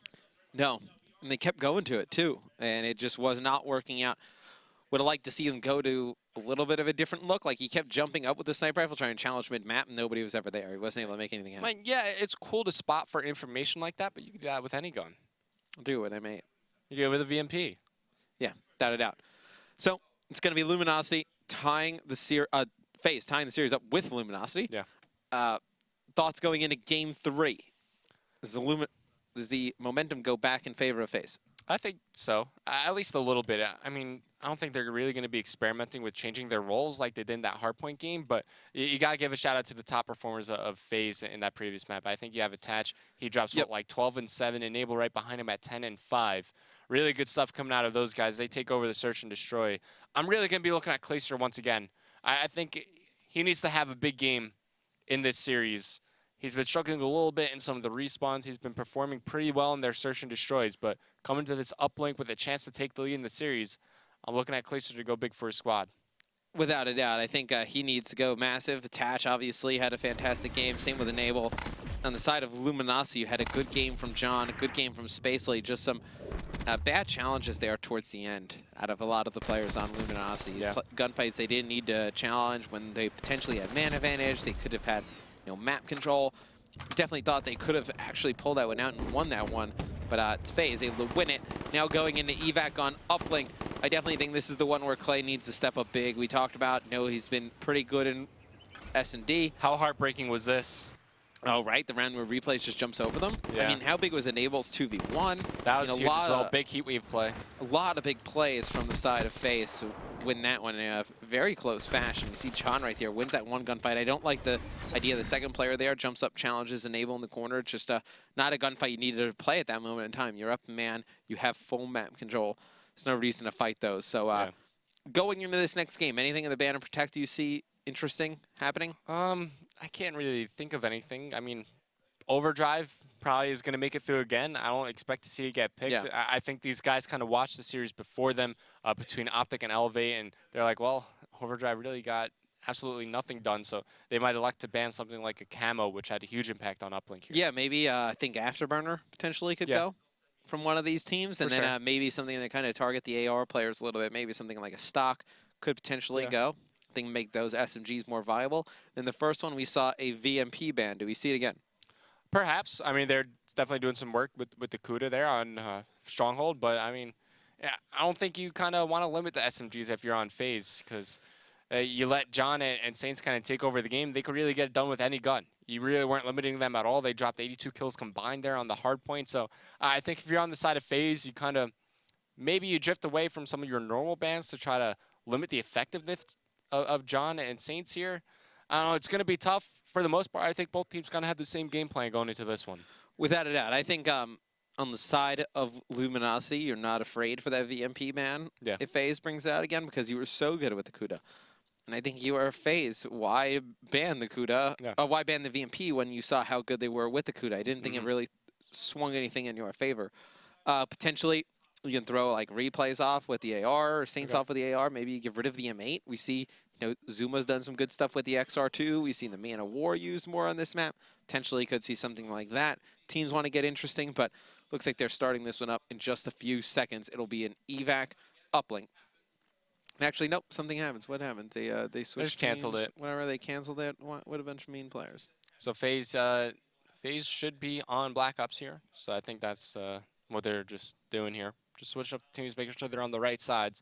But evac uplink, I mean, everybody knows how this map is played by now. You know the kind of one-point tosses you could get. You know your main setups and how you could manipulate the spawns in your favor and kind of get that scoring train going on your team. I think that's kind of every team's kind of initial game plan going into this Right. Is they just want to get that scoring train going like Optic Gaming did against Elevate and run away with the win here. Specialist draft. Do we see 2 weapons, 2 abilities? I think so. What's your... Yeah, you think Annihilator Scythe? Annihilator Scythe. Maybe Clay brings something out like the Tempest or the Sparrow. He kind of gets creative with the specialist weapons a little bit, but depending on what abilities make it through, I think you see Camo Kinetic. We've seen the Tempest post-update. Have not seen the Sparrow post-update. I've seen it a little bit. Yeah? Mm-hmm. What's new about it? What do you like about it? Do you think it's viable? Yeah, I definitely think it's viable. I really like it for its AoE damage. You know, you kind of have a player that's hiding away in the corner. You could just kind of fire arrows at him one by one and, you know, force him out of position through the use of that. Huh. It's an interesting use. Didn't really think of that. Ban and Protect going down here between FaZe and Luminosity. John going to get rid of Rapid Fire first. See Pretty what standard. likes to do. Yeah, very standard. High Caliber going to go early. So most standard you could get. Those 2 stuns and flashes are the 4 that we see go primarily all the time. Yeah. We'll see what kind of abilities get targeted here. As there go the flashbangs, maybe concussions to follow it up from Enable. Overclock might get banned out here. It's going to be an overdrive ban from Enable. That's a little bit weird to see considering how it really didn't affect the Optic Elevate game much. Granted, we never really saw Aqua in a position to make overdrive work because they were fighting from their spawn just about the entire time. Yeah, I think if you are FaZe, you just get rid of that just to play it safe a little bit. Obviously, you don't want it to come back and bite you. You left overdrive in, and you know Luminosity is able to make just a crazy play, picking it up and just kind of running on a breakaway with it. Shiva gonna go the hands of Saints. What do these last 2 players like to go? I mean, Afterburner, Overclock, Camo goes. What does Replays let's go do? Maybe Kinetic? No, Overclock. So Overclock's gonna go. So you have 2 abilities gone. You figure that opens up the way Kinetic for Heatwave. 2 weapons, 2 abilities, Kinetic, Heatwave from both sides, and then Scythe plus one of the Annihilator, Tempest, potentially Sparrow crew. Yeah, I think that's the way it's gonna go. There's the Heatwave Kinetic pickup from FaZe. Spacely's probably gonna go with something similar here. Maybe he goes for Heatwave.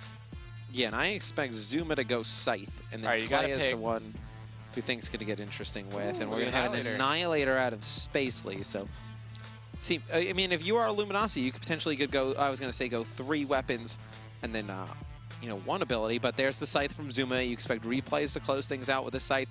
Clay, the only one that can make things interesting, whether he goes Annihilator, Tempest, Sparrow. So he's going to go Tempest. I'm excited to see that one. I think at this point, the Annihilator and Tempest are about on even footing. Okay, I do like the Tempest just because its ability to kind of chain the lightning after it picks up one player. Yeah. You kind of don't really have it in the back of your mind that you can't go near that area once your teammate dies, but sometimes it just happens and winds up for a free kill for the Tempest user. Yeah, and I think it's a little bit more viable. I don't want to say more viable than the Annihilator. I think it's more versatile than the Annihilator from the standpoint that you can hip fire with it. Yeah. You're able to hip fire pretty easy, even like cross map. You don't have to like... I almost prefer hip firing over just aiming in with it. Oh, that. You don't have to aim in with it. And I think that's one thing that the Annihilator you can't do. You can't just kind of hip fire with the Annihilator. Albeit, obviously, would you say it's easier to connect with the Annihilator than the Tempest? I do like the sight of the Annihilator a lot more. I feel like it's a very easy sight to aim with, and we've seen some big plays come from both specialist weapons as well. So I do agree that they're both viable. They're both very mobile as well, and that's the one thing I like about kind of both of them is you could use them on the offensive end. You can also take them out and use them for defense if need be. Yeah, I think the issue with the Sparrow might be the mobility, but we have another tweet from one of our beautiful friends what at are they home. Saying? See which player they think needs to step up. Chucky Black thinks that Clayster is the key to FaZe right now. He shows up. It's an easy win. Pretty much, I agree with you. I don't know about an easy win. I don't think it's an easy win. I think if he shows up, though, this is a FaZe team that can beat everybody. They can beat anybody. Yeah, I agree with that one. I think we're all looking for Clayster to have a big game. As the map is loading, it's going to be evac uplink. Matt, what do you think we're going to see on this map? You favoring any one of these teams? I tell you what, I mean, well, we saw that first respawn from Saints and John was scary. I want to see how those two guys get started off. They can kind of keep on that same pace that they were in that first respawn. This is one Luminosity can easily take. It's going to be an unlimited score limit here in Uplink. 5 minutes on the clock, 2 halves, so it's going to be a 10-minute overall game. Team's going to get a fair shot from both sides of the map. It's going to be a 5-second respawn delay as well, so be able to pick up some kills, then want to push the drone up the map. Yeah, pretty much how Uplink works. I want to start with Clayster as we get into this game. Just want to see what he has in store for us. So he's going to be using the RK5 in his back pocket. This guy's trusty M8 as well. As it's going to be kind of a fight for that neutral drone area, of course, as both teams start to establish some map control. There we go. Clayster now starting to get into the action. First blood's coming in. Zuma finds one, immediately traded out. It's going to be Clayster giving his teammates some covering fire. He finds the kill as FaZe trying to set up with some position on their opponent's side of the map. Clayster gets a second kill as he takes down John. And he's going to try and jump out of water here and get some map control for his team. Obviously, if they're able to push down this right-hand side of the map, it sets up those easy one-point throws. See the drone going back and forth between players, who's just enabled tossing the drone back at the Luminosity guys attached, trying to fly in. John picks up 2, though. Shuts down the push of FaZe pretty much single-handedly, and now the drone just kind of going to just sit in that corner, potentially could get reset. It's actually going to be Spacely able to pick it up, and he's going to be wrapping this one all the way back towards Kitchen. Ooh. Replay's almost put himself in a position to make something happen. Really kind of just wall ran right through the middle of the map, as now it's going to be Spacely kind of pushing forward with the drone. He's got a lead blocker in John as he opens things up with the kill into attach. I tell you what, though, if he was faster getting over towards Kitchen, he would have beaten that guy to Vince. Yeah. He would have potentially been able to create that into a one-point throw. It's going to be attached, trying to make some big kills for his team. Finds replays, stops the drone, has a chance to maybe reset it here, but he's just buying time, waiting for his teammates to push up, come off respawn, and help him out. You see Enable there, set up over near bottom AC, as Attach just maintaining control of this pillar position. Did spot this player over near bottom glass, unable to find the kill onto John. It's going to be Enable here, trying to follow it up as John picks up the drone. Yeah, great patience out of the guys on Luminosity. This is just a play by Attach trying to bait players out. Nobody went for it right away, and Luminosity was able to pick up 2. It's going to be Replays getting stuck in the mouth by Clay. Replays answers it with a nade back. You're going to see John up top on drone spawn, just trying to pick up some kills, but it's going to be Attached with the drone in the back of the base.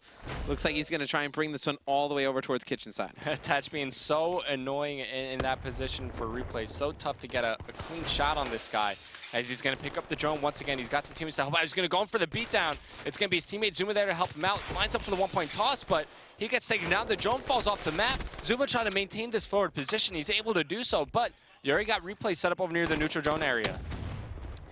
Yeah, and big plays right there by Luminosity, and this is odd, a 0-0 game. Very slow. An uplink on evac, usually one we see a little bit more high scoring, a smaller map, and it's going to be FaZe. They're pretty much primarily playing, I don't want to say like base defense, but they are playing a little bit slower. I think they do have the more favorable side of the two, so not trying to give up any easy points to Luminosity. I think the important thing for FaZe here is they don't want to kind of lose this forward position outside of glass, because if you let LG kind of set up over near top AC, over near the pillar to put pressure onto your spawn, it's obviously not going to go up from there. You saw how Optic Gaming were able to do it. I think FaZe is trying to avoid that type of scenario. Yeah, and Replays goes for a one-point throw. Just started that jump way too early, and he's not able to make that one connect. It's actually going to be on top of the building. That one should be 15. Reset. Yep, 15 seconds, and I see Zuma picking up 1 kill, not able to get another. And if you are FaZe, you're perfectly okay with this going to the second half at 0-0. Yeah, I agree, as Clay will now earn his Tempest Kinetic Armor earned from Attach. Attach just had a huge 3-piece to stop that push from LG, with the satellite drone getting reset. So now Attach sees the shadow of a player coming right past him. He's been playing this little sneaky corner like the majority of the side, as it's going to be Replays. He takes control of the drone. The Tempest getting some use here. He's able to find 2 with that. Drops the drone. Zuma not going to control this area as FaZe. They're going to stabilize. They're going to regain control of their base as Enable, he's got control. We talked about how useful the Tempest could possibly be, and it's 2 big kills right there by Clayster. It's going to be Enable, though, with the drone going down that left-hand side of the map. It's going to be Spacely, the man to beat. He's going to be able to get by him. Nope, not able to do so. You see Spacely saves the drone from going off and then tosses it up. So odd play right there. Potentially, I mean, he picks it up. He's got that whole side of the map open. Yeah. But now both teams fighting over the neutral drone. It's going to be Attach getting some help from Clayster as they clean up the kill. 3 go down for Luminosity. This is a good opportunity from FaZe. Attach unable to find the 4th, but his teammate is right there as now we're starting to go with 25 seconds remaining in the first half. No team has scored just yet. Clayster picks up a big 2-piece as Enable puts the first point of the game in right there with a good 1-point toss from FaZe. Extremely slow. That's the what I'll take away from this first half of Hardpoint. You're gonna, first half of Hardpoint, you're gonna see Attach go for another 1-point throw. He's gonna connect with it, but very, very slow. I mean, 2 points in an entire 5-minute half of uplink, just something we don't see often at all. You see Enable finishing it off there with a nice headshot on John, but FaZe with a 2-0 lead, just playing a lot of just drone defense the entire game. I mean, how many times do we see Attach just sitting in that corner, just baiting players in? I mean, just not a lot of movement out of the side of FaZe. I mean, that's what you kind of want to do when you're on the side of FaZe right there, when you're unable to get really any offense going. You got to make sure you just don't give up control of like that AC area, that pillar area, because it's just going to make it so much easier for LG to get points on the board. Clay crushes in that first half. Hey, we're looking for a big game from Clay. Yeah, he goes 19-7. Enable, though, 4-10. You know, really hurting, but I think that's probably just more because Clay picking up a lot of kills. And you're going to see 2 kills go in favor of Luminosity off the break. Drone in the middle of the map, make it 3. Is anyone there to pick it up, though? It's going to be Saints. Has 1 teammate with him. It's going to be John. If they're able to bring this one... with the Scythe. Replay is going to get cut down with the Scythe. It's going to be John, the last one alive. Going to go for a 1-point throw from the middle building, and he's going to connect with it. So big 1-point throw there by John here. 30 seconds into the second half. Luminosity only down 1. Yes, basically in a position to get some crucial kills for his team, as it's going to be the Scythe deployed here by Zuma. Let's see if he can get anything done with it. Spotsable player up top does pick up that kill, but is immediately traded out. Saints now with Heatwave. He's in a good position to maybe stop or at least slow down this push from FaZe, but as he picks up 1, it's going to be some streaks being called in by Clayster. 3 go down. Clay, that was the only streak he had. It's not a chance for a 1-point toss. Yeah, he's 25 off of the Cerberus, too. He connects with that. That's a Cerberus in his back pocket. There we go. Clay able to pick it up. Gonna get an 11 spree here. Could he potentially put this one in? He's gonna get heat waved, it looks like, by Saints in the back of the base. So not able to convert that into points. And it looks like Zuma actually gonna be able to sneak by. As I say, they're not able to convert it. Picks it up, jumps into the goal. Gonna turn into 2. And now the Cerberus in the base of Luminosity could cause some chaos. Enable misses that 1-point toss, so that's kind of 2 opportunities for 1-point plays that FaZe had. Fortunately, 1 kind of turned into a 2-point one, but as LG push out of their base, the Cerberus is going to have less and less of an effect kind of on the map. Fortunately for LG, I guess, you know, nobody from FaZe kind of in position to keep this neutral drone alive, so it should get reset soon. As FaZe, you know, at the flip of a switch, man, they turn things around, mainly on the back of Clayster. He goes on a massive spree, gets a Cerberus, also has a Tempest to use once again. We'll see how he elects to use that Tempest. Did a nice job picking up 2 players coming back to his base. The last time he had it, the player directly above him. As you see, Enable picks up 2. Attach, able to come in. Don't want to say save his life, but there's a good chance Clay would have dropped there. Replay's coming down the mid steps, able to pick up 1. Not going to get another. This should be more points for FaZe. As you see, Clay dives it in for 2. It's going to be a 6-1 lead for FaZe, and this is exactly what they wanted to do in the second half. This is why they played so slow in the first half, to really just force the issue. They knew going into the second half, going to be on the more favorable side, able to put up some more points. Yeah, they're really starting to turn things around and run away with this game, exactly kind of how Optic Gaming did against Elevate, as now Clayster, he's going to go ahead and deploy his Tempest, but it's going to be LG. They're running the neutral drone right up the middle of the map. Saints, he's going to choose to go through Kitchen, but they're all kind of lining up for this Tempest to do some work. The drone gets dropped by Attach. Here comes Clay around the back. Solid shots as he takes down John. And we've seen him pick up how many kills now with the Tempest? Like 4? Yeah, at least 4. 4 or 5?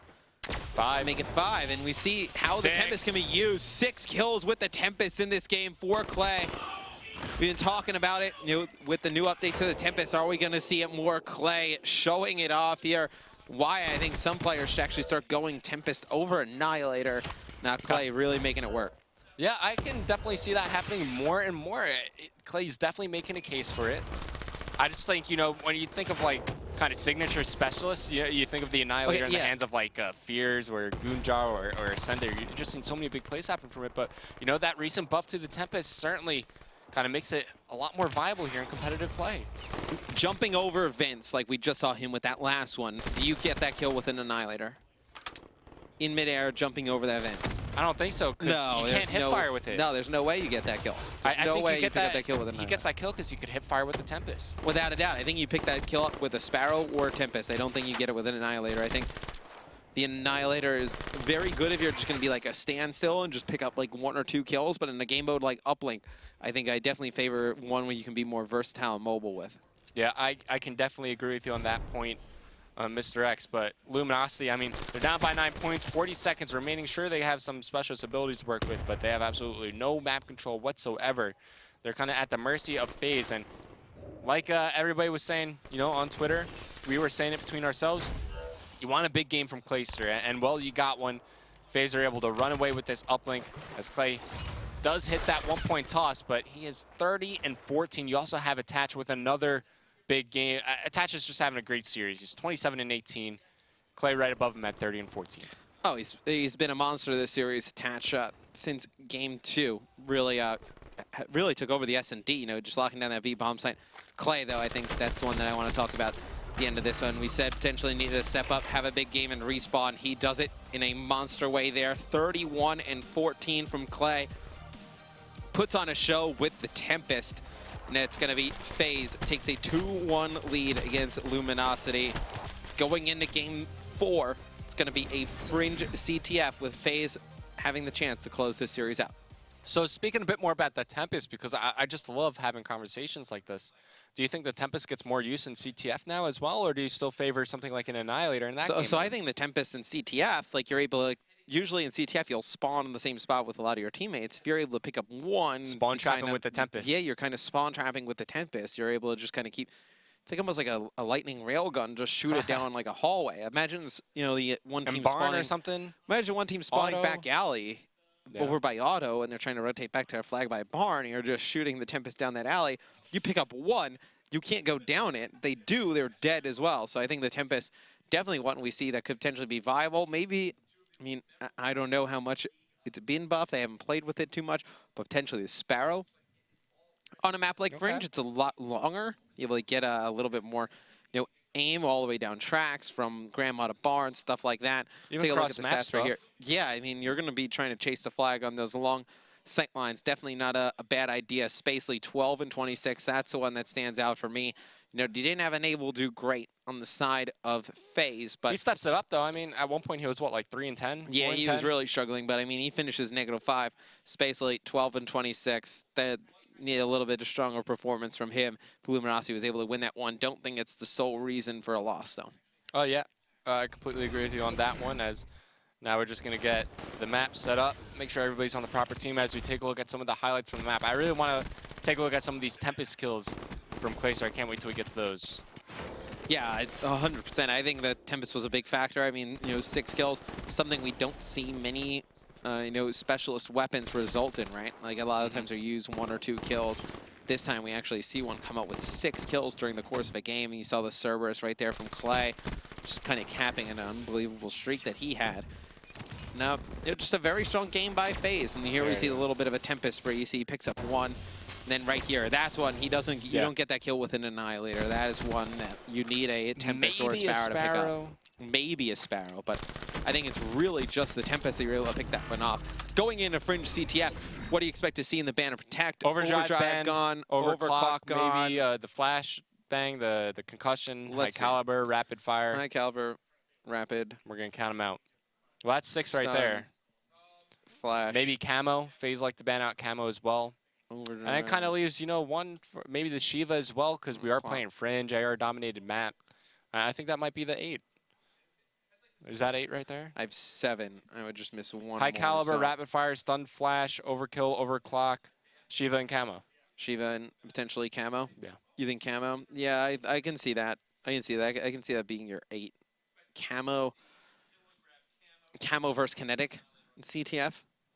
I think just in terms of being sneaky and playing for like a clutch return, camo might be a little bit better than kinetic in that specific situation. But overall, in terms of consistent use, yeah, I think kinetic is better overall. Interesting. So we're going to get into the ban and protect phase here. See if it kind of works out the way we predicted. One for one. 1 for 1. It's going to be the Shiva go first. 2 for 2 there from me and Revin. All we're missing now is 3 for there's 3. no rapid fire. We said that one. High caliber. You expect that one to go. You expect both stuns and flashes to go. Come on, Clayster. And you expect overclock to go as well. Let's see what Clay elects to do during this one here to see. He's running out of time. Camo. He's going to go 4 camo. for 4. So there we go. 4 for 4 thus far. All we need is flat, stun. We're for sure going to see high caliber. You for sure think we're going to see high caliber at least. So come on, Enable. what is the next play out of Enable and Spacely? It seems like both these players just waiting each other out at this moment in time. So you got flashbangs. That is 5. You figure Enable gets rid of Concussion here. high caliber or... Oh! I was not expecting the heat wave ban. Enable, come on, that's your specialist. That's your fire break. So you figure these last two are probably high caliber and then stun or overclock. That's a tough decision to make. It's going to be the stun. So the only difference is overclock is allowed, and it's now we might gonna see be more heat wave. weapons. Interesting. So you got 3 abilities gone. You figure both teams are going to run at least kinetic and Vision Pulse. Vision Pulse versus another weapon. What's the thing there? I mean, you're going to Zuma run a Scythe. John going to run Kinetic. I think we see another Tempest. You figure Clay runs a Tempest. He was good with it in the last one. You're going to see Vision Pulse out of Saints. Spacely Annihilator replay Scythe. Psychosis? Okay. Yeah, I don't know. Psychosis is definitely an okay pickup, but it's going to be an Annihilator. Replays will go Scythe. And then you got a Kinetic out of Attach. So you got the difference of Annihilator Tempest, and then you got the difference of Vision Pulse Psychosis. I don't mind Psychosis on a map like Fringe because it is fairly wide open. You can send them down tracks, you could send them up mid-map, you could send them out through auto. So I definitely think you will get some good use from Psychosis here, but Vision Pulse is just so consistently good. It's going to be interesting to see that matchup, and also we get to see Tempest versus Annihilator here. I'd like to see Vision Pulse on the side of FaZe. I think Vision Pulse, you think somebody snuck by into your base, you're able to pop it, use it in that regard. If you're just attacking the other team's flag, you're able to get a good idea of where the players are going to be coming off of spawn. And with Overclock, you're going to be earning it so often. You're going to get like 4 or 5 Vision Pulses during this game. I think, obviously, the Overclock comes up big for the players with the weapons as well. Yeah. Looking to see how Tempest versus Annihilator goes. I don't think I actually saw Spacely kill anybody with the Annihilator during evac. I'm not even sure if he earned I'm sure he earned it like maybe once, but yeah, no big play coming to mind. No, don't think we saw anything happen with that. It's actually going to be Clay, the only one. We're waiting for finish off some classes, and then we should be able to get right into the score streak edit portion of the Banner Protect. But I think that is one that you definitely look at. I think Annihilator can be good when you're trying to defend your base. I think Tempest can be good when you're attacking the other team's base. But I got to ask you, who are you looking to see go big here in the CTF? On the side of FaZe, I'm going to be looking at Enable. He had kind of like a slow start to that uplink. Clay, he's already proven his respawn to me with that huge game in uplink, so I think if Enable has a big game here, that'll be pretty good for FaZe. On the side of Luminosity, Saints or John, they need some help with Slang coming into this one. I think that uplink, obviously team morale is going to be a little bit low, so they're looking for a way to bounce back. You get a big play from either Saints or John. Could swing momentum back in their favor. Yeah, I got to see Spacely come up big for Luminosity. Really didn't have a great uplink. Definitely need to see him show up big in the CTF game mode. We've seen him play pretty well in before.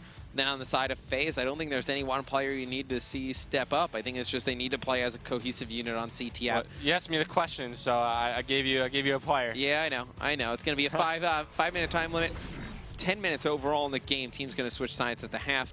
It's going to be an unlimited score limit. Then obviously 7.5 respawn delay, so it's going to be very easy. I don't want to say very easy, but it's going to be easier to get some kills, push up the maps, get a chance to grab the other team's flag, and it's 2 kills right away in favor of Luminosity. Not looking good for FaZe. Yeah, Saints immediately going for barn control here. We'll find one player over near the back rock. He's going to go for the trade kill. Does find Enable back there. It's going to be up to FaZe to kind of make these defensive kills happen, but John picks up Zuma. It's going to be all up to Clay, or actually attached there on the overextension, as it's looking very good for replays to put this flag in, and there you go. Not even a minute played, and LG go up by 1 flag. That's exactly the start they needed to bounce back after that uplink loss. And it is not what you wanted if you're FaZe. Oh, they have a chance for a counter cap. Yeah, but if you're FaZe, I mean, you started off, obviously you finished off that uplink very strong. You wanted to start the CTF off just as strong. To keep up that first cap. Enable actually just goes over the top. He's actually able to pick up an HC in the process. But they need to kill replays. Yeah, he's getting close to streaks. How far away is 25. he? He's going to be 25 away from a Lightning. Then he's going to be running a Wraith as his last one. So no Cerberus. Quite interesting. We saw Clay run a Wraith in a CTF. It was on evac against Complexity, and now Replays gets his Lightning and his Hellstorm, only 275 away now from getting that Wraith. It'd be pretty big if he gets it. I mean, it's kind of... Big win from Spacely right there. Oh, yeah, they should be able to get another flag out. You're going to see the Hellstorm come into play here, and Replay's going to skip both through the wall. Fantastic play by Replays. And this is John losing the gunfight to Zuma on the overextension, so Zuma's still alive over on the Luminosity side of the map. But look at this, Replays should be set up to pick up the flag. Oh, does he go for another kill? I think I was thinking he's going to go back alley here, but he might get taken down here by Clayster. It's getting pretty close. Replays, ledge slides off the window.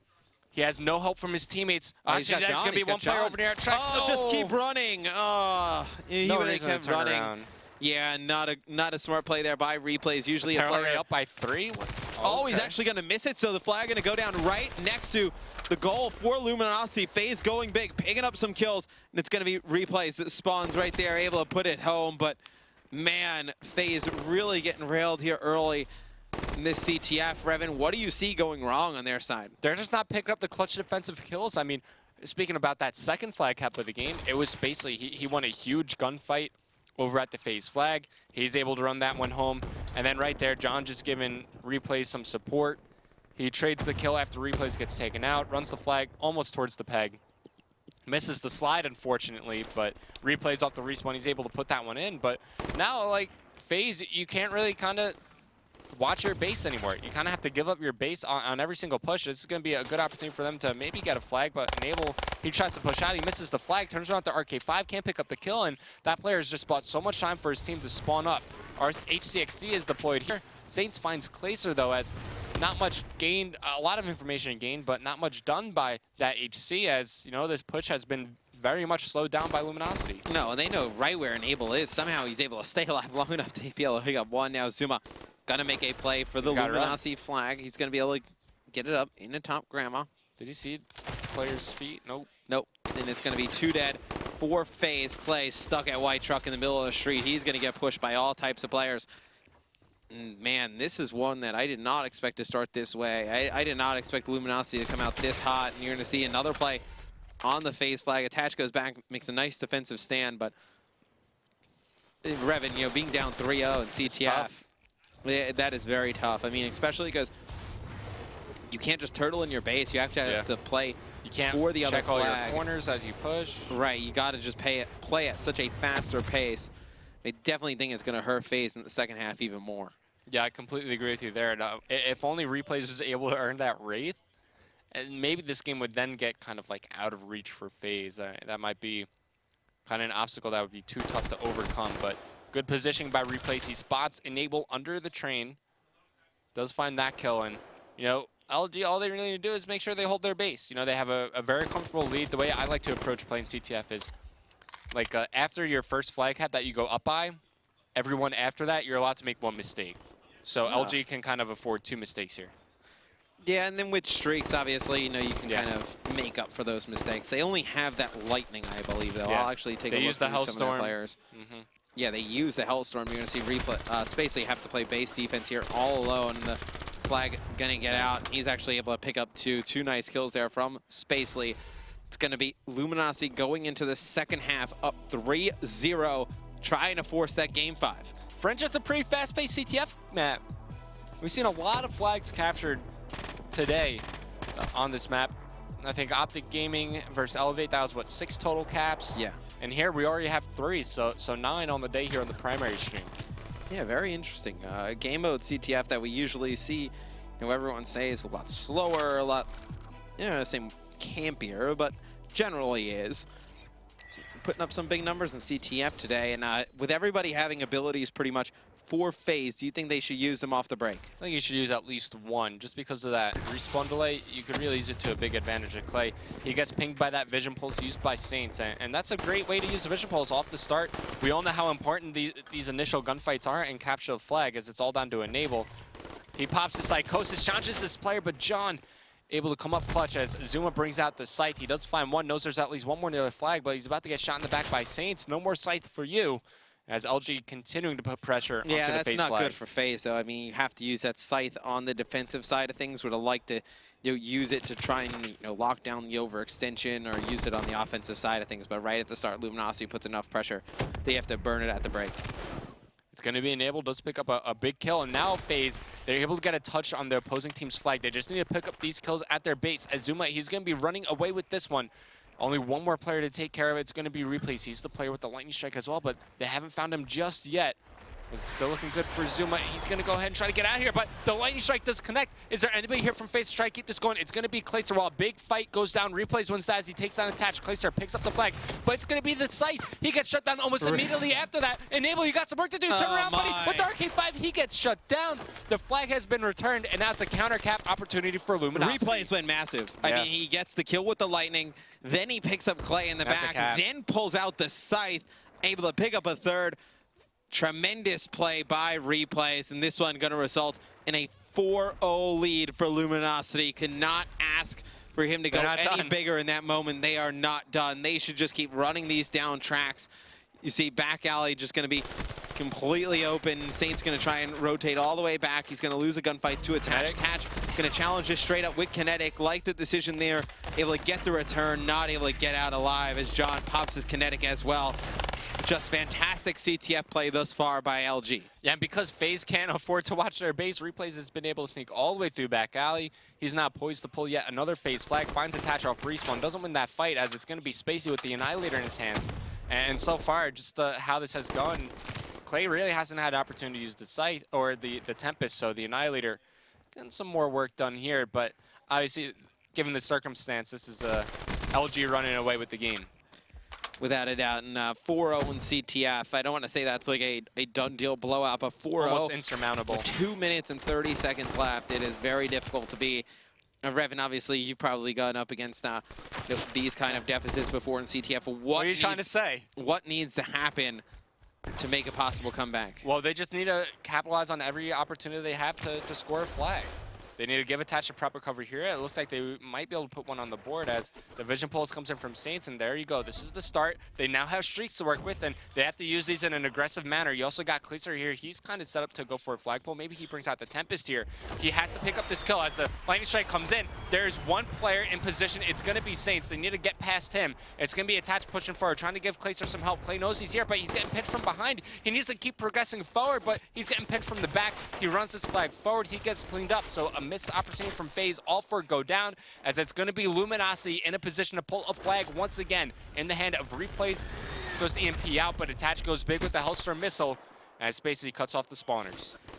Yeah, but you wanted to have that Hellstorm missile potentially make a play for that third flag, right? Right there, you had a chance to put that second one on the board. You wanted to save that Hellstorm to potentially, get that third flag, make it a little bit closer. They're going to have to burn that one, though, on the defensive side. It's going to be Zuma getting the flag for FaZe. He's got to go mid here.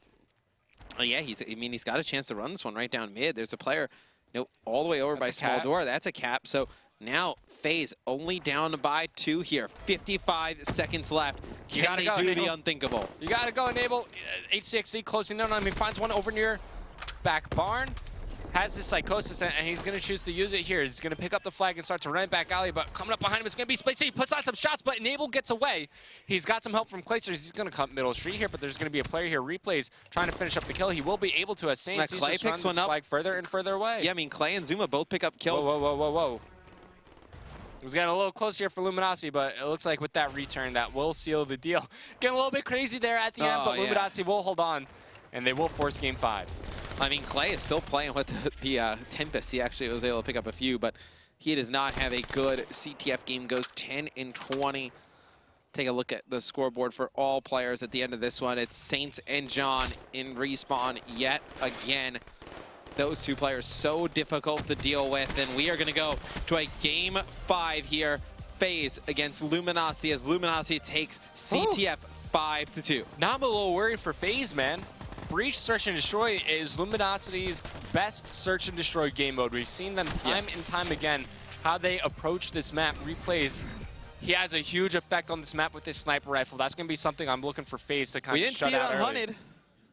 Well, I mean, Hunted was a little rough. We did not see it on Hunted. But I've seen big plays made by replays time and time again on Breach Search and Destroy, and I'm going to be looking for him on Luminosity. I know you're going to ask me that question a little bit later on. I'm looking for replays to have a big game. Without a doubt, I think he's going to be a huge factor with the sniper rifle if he's able to pick up some kills with it. But we'll talk a little bit more about this CTF. What went wrong for FaZe? Really just winning the gunfights out their flag. You saw it time and time again on the minimap. First, they lose the break. Because they lose the break off, that's an initial flag cap for Luminosity. I mean, that was replays really going big for his team. Then it was Spacely winning a clutch engagement off the respawn from FaZe. You know, they were rotating back. Spacely finds one. He runs that flag all the way home. Then they start to earn streaks, and it just snowballs out of effect there from FaZe. Gets way too out of control. Sure, they almost made a game there at the end, but they needed those flag caps a lot earlier in the game to contend for a map win. Without a doubt, you would have liked to see at least one of those happen in the first half, and you're going to have Clay 10 and 20. Would have liked to see him perform a little bit better. Had a massive game in the uplink. You know, just falls a little bit short here in the CTF. Sometimes it can be hard to get going in CTF, such a slow-paced game mode. John, though, 28 and 17. Saints 22 and 13. Replays goes 19 and 19, but I think he's really the player of the game for me. Oh yeah, he gets those first flag caps on the board. He was almost able to earn a Wraith as well. Some big plays made by replays. Let's see if he can continue in this. Well, he gets that massive return as well. Yeah. And that return was huge, arguably the biggest of them all. Take a look at some of the highlights from this one. This is where replay started to get closer towards that Wraith, about 50 points off, and he's cut down over by Trax. And man, if he would have gotten that, that would have been. I don't know if that would have been like game over, but for instance, it's just so annoying to deal with. Right. I mean, we actually saw FaZe win one where Clay had a Wraith, and it was shot down by Complexity, and they ended up. FaZe still ended up winning, but it wasn't really too much of an effect. I think, though, on a map like Fringe that's completely wide open, not something like Evac, the Wraith would have been a lot more devastating. Yeah, for sure. I agree with you on that one. But it still would have been cool to see a Wraith. Oh, it would have been cool, without a doubt. So, going into this Game 5, who do you favor? You think LG pulls this one out? Yeah, I think LG, they have a good shot to close out the series and win Game 5. And this puts FaZe in a scary spot. Yeah, they'd be, what, at 50%? 7 and 7 now?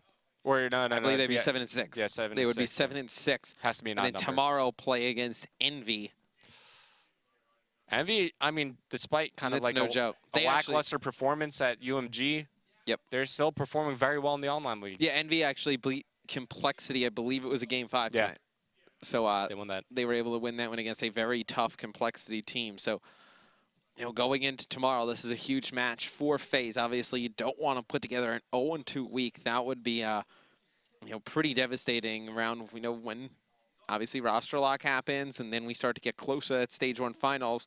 You can start to see the playoff picture starting to develop early. Yeah.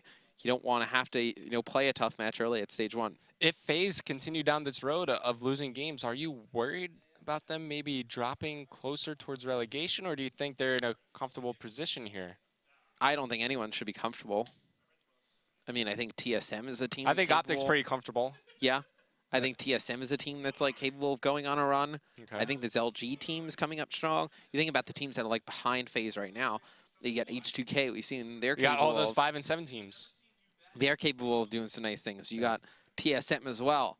They're capable of doing some good things. Then LG. I mean, we talk about how big of a win this. How big of a loss this would be for FaZe, how big of a win with this would be for LG, brings them to 6 and 7. Yeah. They go against TSM tomorrow. Ooh. They can win that game, bring them to 7 and 7, and then if FaZe loses to Envy, these teams are tied. And that's probably your 7 or 8. And that would be another 0-2 week for FaZe. That's probably your 7 or 8, and that would be not a spot that I don't think any FaZe fan thought they would be in, or any of their players thought they would be in. Just a few weeks ago, this team was undefeated. First place, undefeated. It seems like since that loss to Optic Gaming, things kind of... Ever since Jack started casting FaZe, just went downhill. Yeah, that happens to all the top teams. Once Jack starts casting them, they all start to lose. But going into the Ban and Protect here, what are you looking at? Potentially some sniper play? Yeah. Yeah, sniper action here in the Ban and Protect. I think, yes, Attach is definitely a good sniper. He's comfortable with the PO6. Ban out the SVG. Maybe even ban out the Locust as well if you're on FaZe. You're that scared of replays? I'm that scared of replays on Breach, Search, and Destroy with the sniper.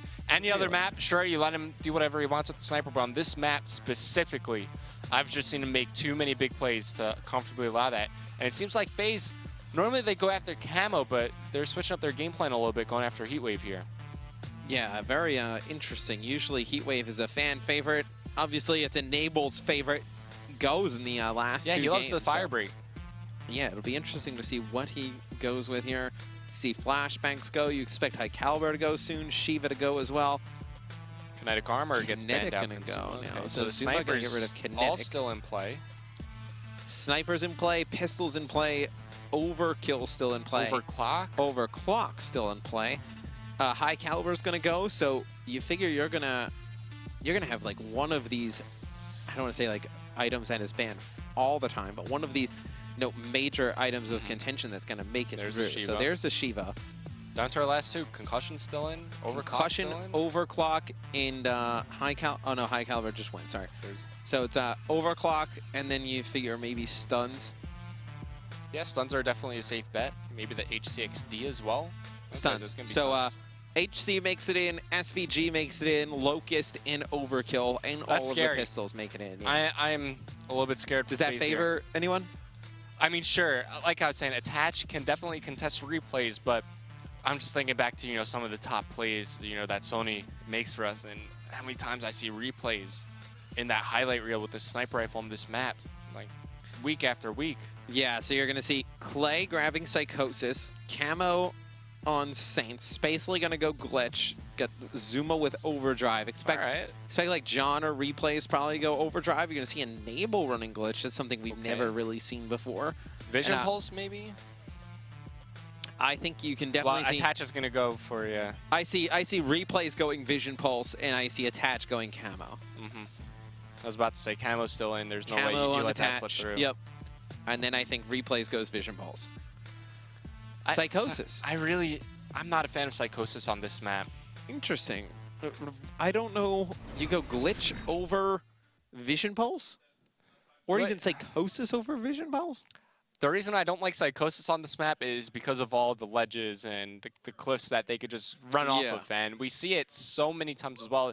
You go over towards the B bomb site, you deploy your Psychosis, and the clones, they run backwards, they run right off the cliff, and they don't really get too much done. And all you're left with is a cool-looking character that's all golded out. Yeah, I'm not too much of a fan of Psychosis on this map, especially you're going to use it on offense, like going over towards the B site, like over in that bricks area. You kind of have to use it in your middle. You pop it out, and they just kind of go off the map, or they kind of go backwards. I mean, you could use it in middle, but how many times... And EMP gets rid of all of them. Right, you can just EMP check mid, and they're gone. I don't know how effective it is. Glitch kind of scares me from the standpoint that you could potentially be wall running, want to use Glitch, and then end up just kind of falling to your death. That kind of scares me. And I feel like there's so many spots that you can run to and just like get away from planting the bomb and just escape to in 1v1s in situations like that. I feel like Vision Pulse is like a perfect ability for this map. I mean, you go over towards the middle hut, you use Vision Pulse, and you could see almost like the entirety of the map. You can pretty much get both sites. You can pretty much see both bomb sites from that area. I mean, especially like you were saying in like a 1vx situation, you go to a safe position, you get the bomb planted, you run away, you Vision Pulse, oh, they're defusing. Or you get some just good information overall with Vision Pulse. Like, I do think on a map like Breach, you get better consistent use out of Vision Pulse than Psychosis. Without a doubt, without a doubt. Players just editing their score streaks. Oh man, I'm gonna go Luminosity in this game 5. You're hopping aboard the LG train? I don't feel good about it. I just think if, FaZe, they needed to take that strong uplink performance, close things out in the CTF, and they let Luminosity back into it. I feel like this is going to be one where, you let one team hang around way too long and they make something happen. I'm thinking back to that hardpoint, man. FaZe, they experimented with some role swaps, and it bit them in the end. And ever since then, now that leads into game 5. Yep, it's going to be Breach, Search and Destroy. Players loading in now. Obviously, first to 6 rounds win. It's going to be 5 seconds to plant the bomb, 7.5 seconds to defuse. Team's going to switch sides. At the end of every round, give teams a fair shot of the offense and defense. So who are you going to go on board with first here, Revan? So Attach has the sniper, and so does Replays. And I think this is going to be a key dynamic, a key matchup in this map. So let's start off with Attach, but I'm going to keep Replays highlighted. And you can see how comfortable. Oh, okay, Attach. Easy first blood as he takes down John. Yeah, Attach, one of the better snipers in all of Call of Duty, able to just rip John's face off at the beginning of that one. That is huge, as John, one of the better players for Luminosity. How do they answer? Look at the spot that Replays is trying to get to. He's trying to get pretty high on that wall, get a better line of sight. Saints gonna get answer back with a kill onto Zuma, so Saints getting another big kill. And you could see FaZe, you know, just establishing map control early. Now they're kind of gonna commit to a bomb site. Replays finds one. He's forced to back down. No bomb play coming in yet, but watch along the flanks. Basically, he might find one there, as he might clean up Attach. I think Attach might drop here.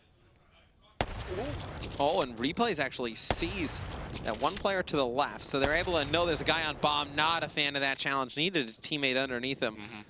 Saints gonna be playing from glass side. Can Spacely make something happen over here? He's actually gonna almost took out Attach. They were side by side. Unfortunately, they just didn't see each other. So Saints is actually able to get one. Oh, this is a big kill. They got to challenge that right away. When you get that player that weak, I think both players need to jump up and fight that fight, and it's going to be Attach closing things out here against Saints. Going to put FaZe up one. Dude, Attach making plays happen again here in Search and Destroy. What a sick opening kill there on John, and he closes things out here on Saints, saving Enable's life. Great stuff from FaZe to open things up here on Breach. Game 5, man. This series, I don't think had Game 5 written all over it at the beginning. Now, you can see how Attach has really done a nice job in S&D. You're looking for him to make that impact here in this Game 5. Obviously, Game 2, he was a monster. Looking for him to do the same thing. Here. What is he trying to do here? This is a very interesting spot. I've never seen anyone do that. So Attach with a nice sight line from the spawn there with the sniper rifle, able to just kind of look at AC cross map, and you can even see if they go over towards A.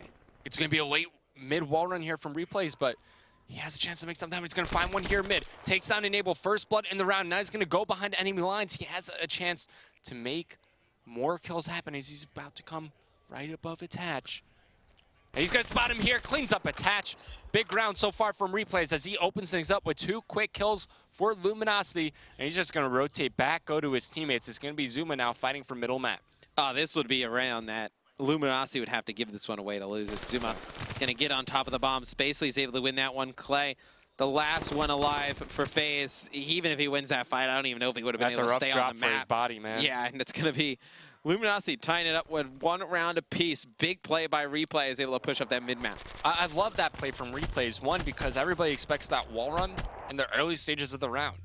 He kind of finds the timing to hit, and he exploits it perfectly. He finds that initial kill middle, then he catches Attach coming up through the glass roof. Great stuff so far, but we got to stay on with Attach going into this next round just to see if he could make some more early snipes happen.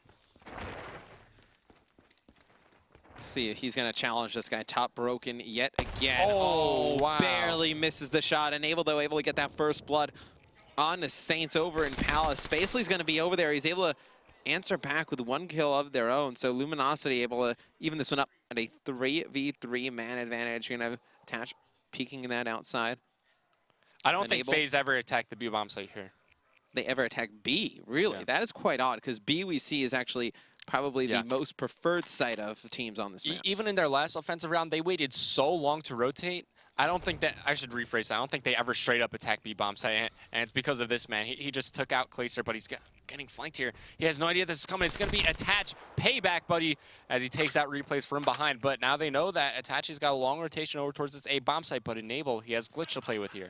Yeah, and John's actually able to take Attach out, so Enable has to make a big play. Obviously, Glitch, specialist you want to have here to make a huge play. And actually, both players, I don't think they know where Enable is. Enable, I don't think, has any idea where the guys in Luminosity are. He's going to go wall run. He's going to come behind both players. Oh, they just turn. They're going to be able to see Enable. Enable's going to pick up a huge kill, uses Glitch, gets behind the wall run. Highlight play there by Enable. Single-handedly wins the round there for FaZe. That is like a veteran play. That's such an Enable play to make. Just great trigger discipline. Spots both players. I thought that second player had seen him. Apparently not. It was definitely close, but Enable just playing that perfectly. Kills the diffuser, then baked himself out, glitches back. I mean, maybe he didn't even use glitch I here, didn't but think just he needed for to use safety. glitch, but I guess just for... He almost actually glitched off the map. Yeah, that'd been pretty bad. But it's going to be FaZe taking a 2-1 lead, and they will get in glitch pretty early in this one. Let's see what he likes to do this round. It's going to be attached on your screen. Going to be going up top, trying to make that play happen John with the sniper rifle. So John with the sniper rifle as well. Does that mean... Replays put his away for offense.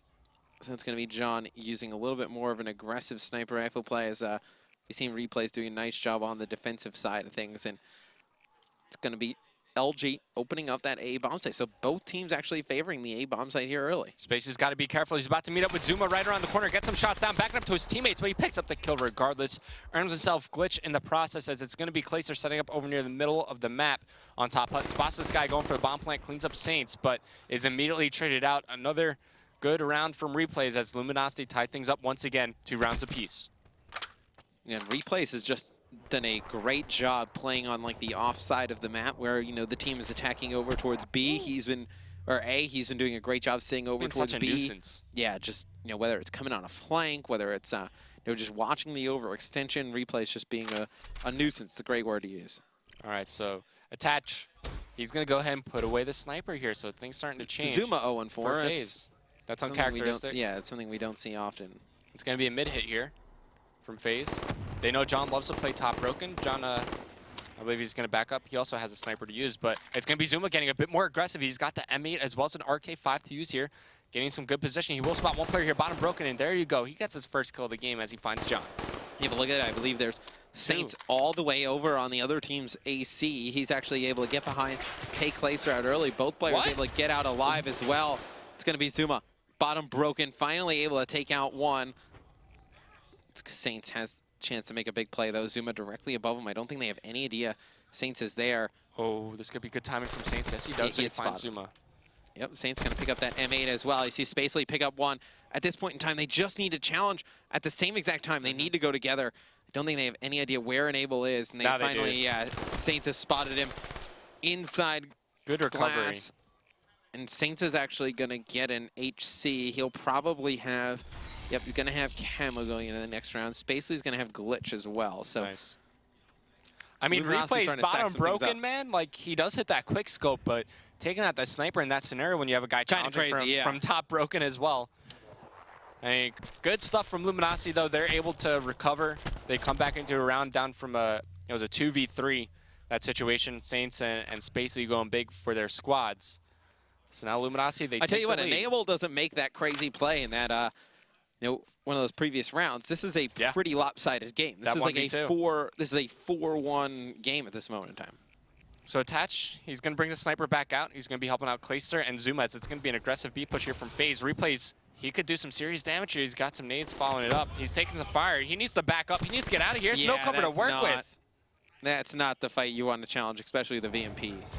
Well, those Saints will find one, and he does take out Enable with that HC, so they do respond. And everybody from FaZe is rotating over to the A bomb site. Oh, if Luminosity kind of sniff this out, which I think they're doing, if they attack over near B, this is going to be a clean bomb plant. Yeah, and I don't think they have any idea where the FaZe guys are at this point.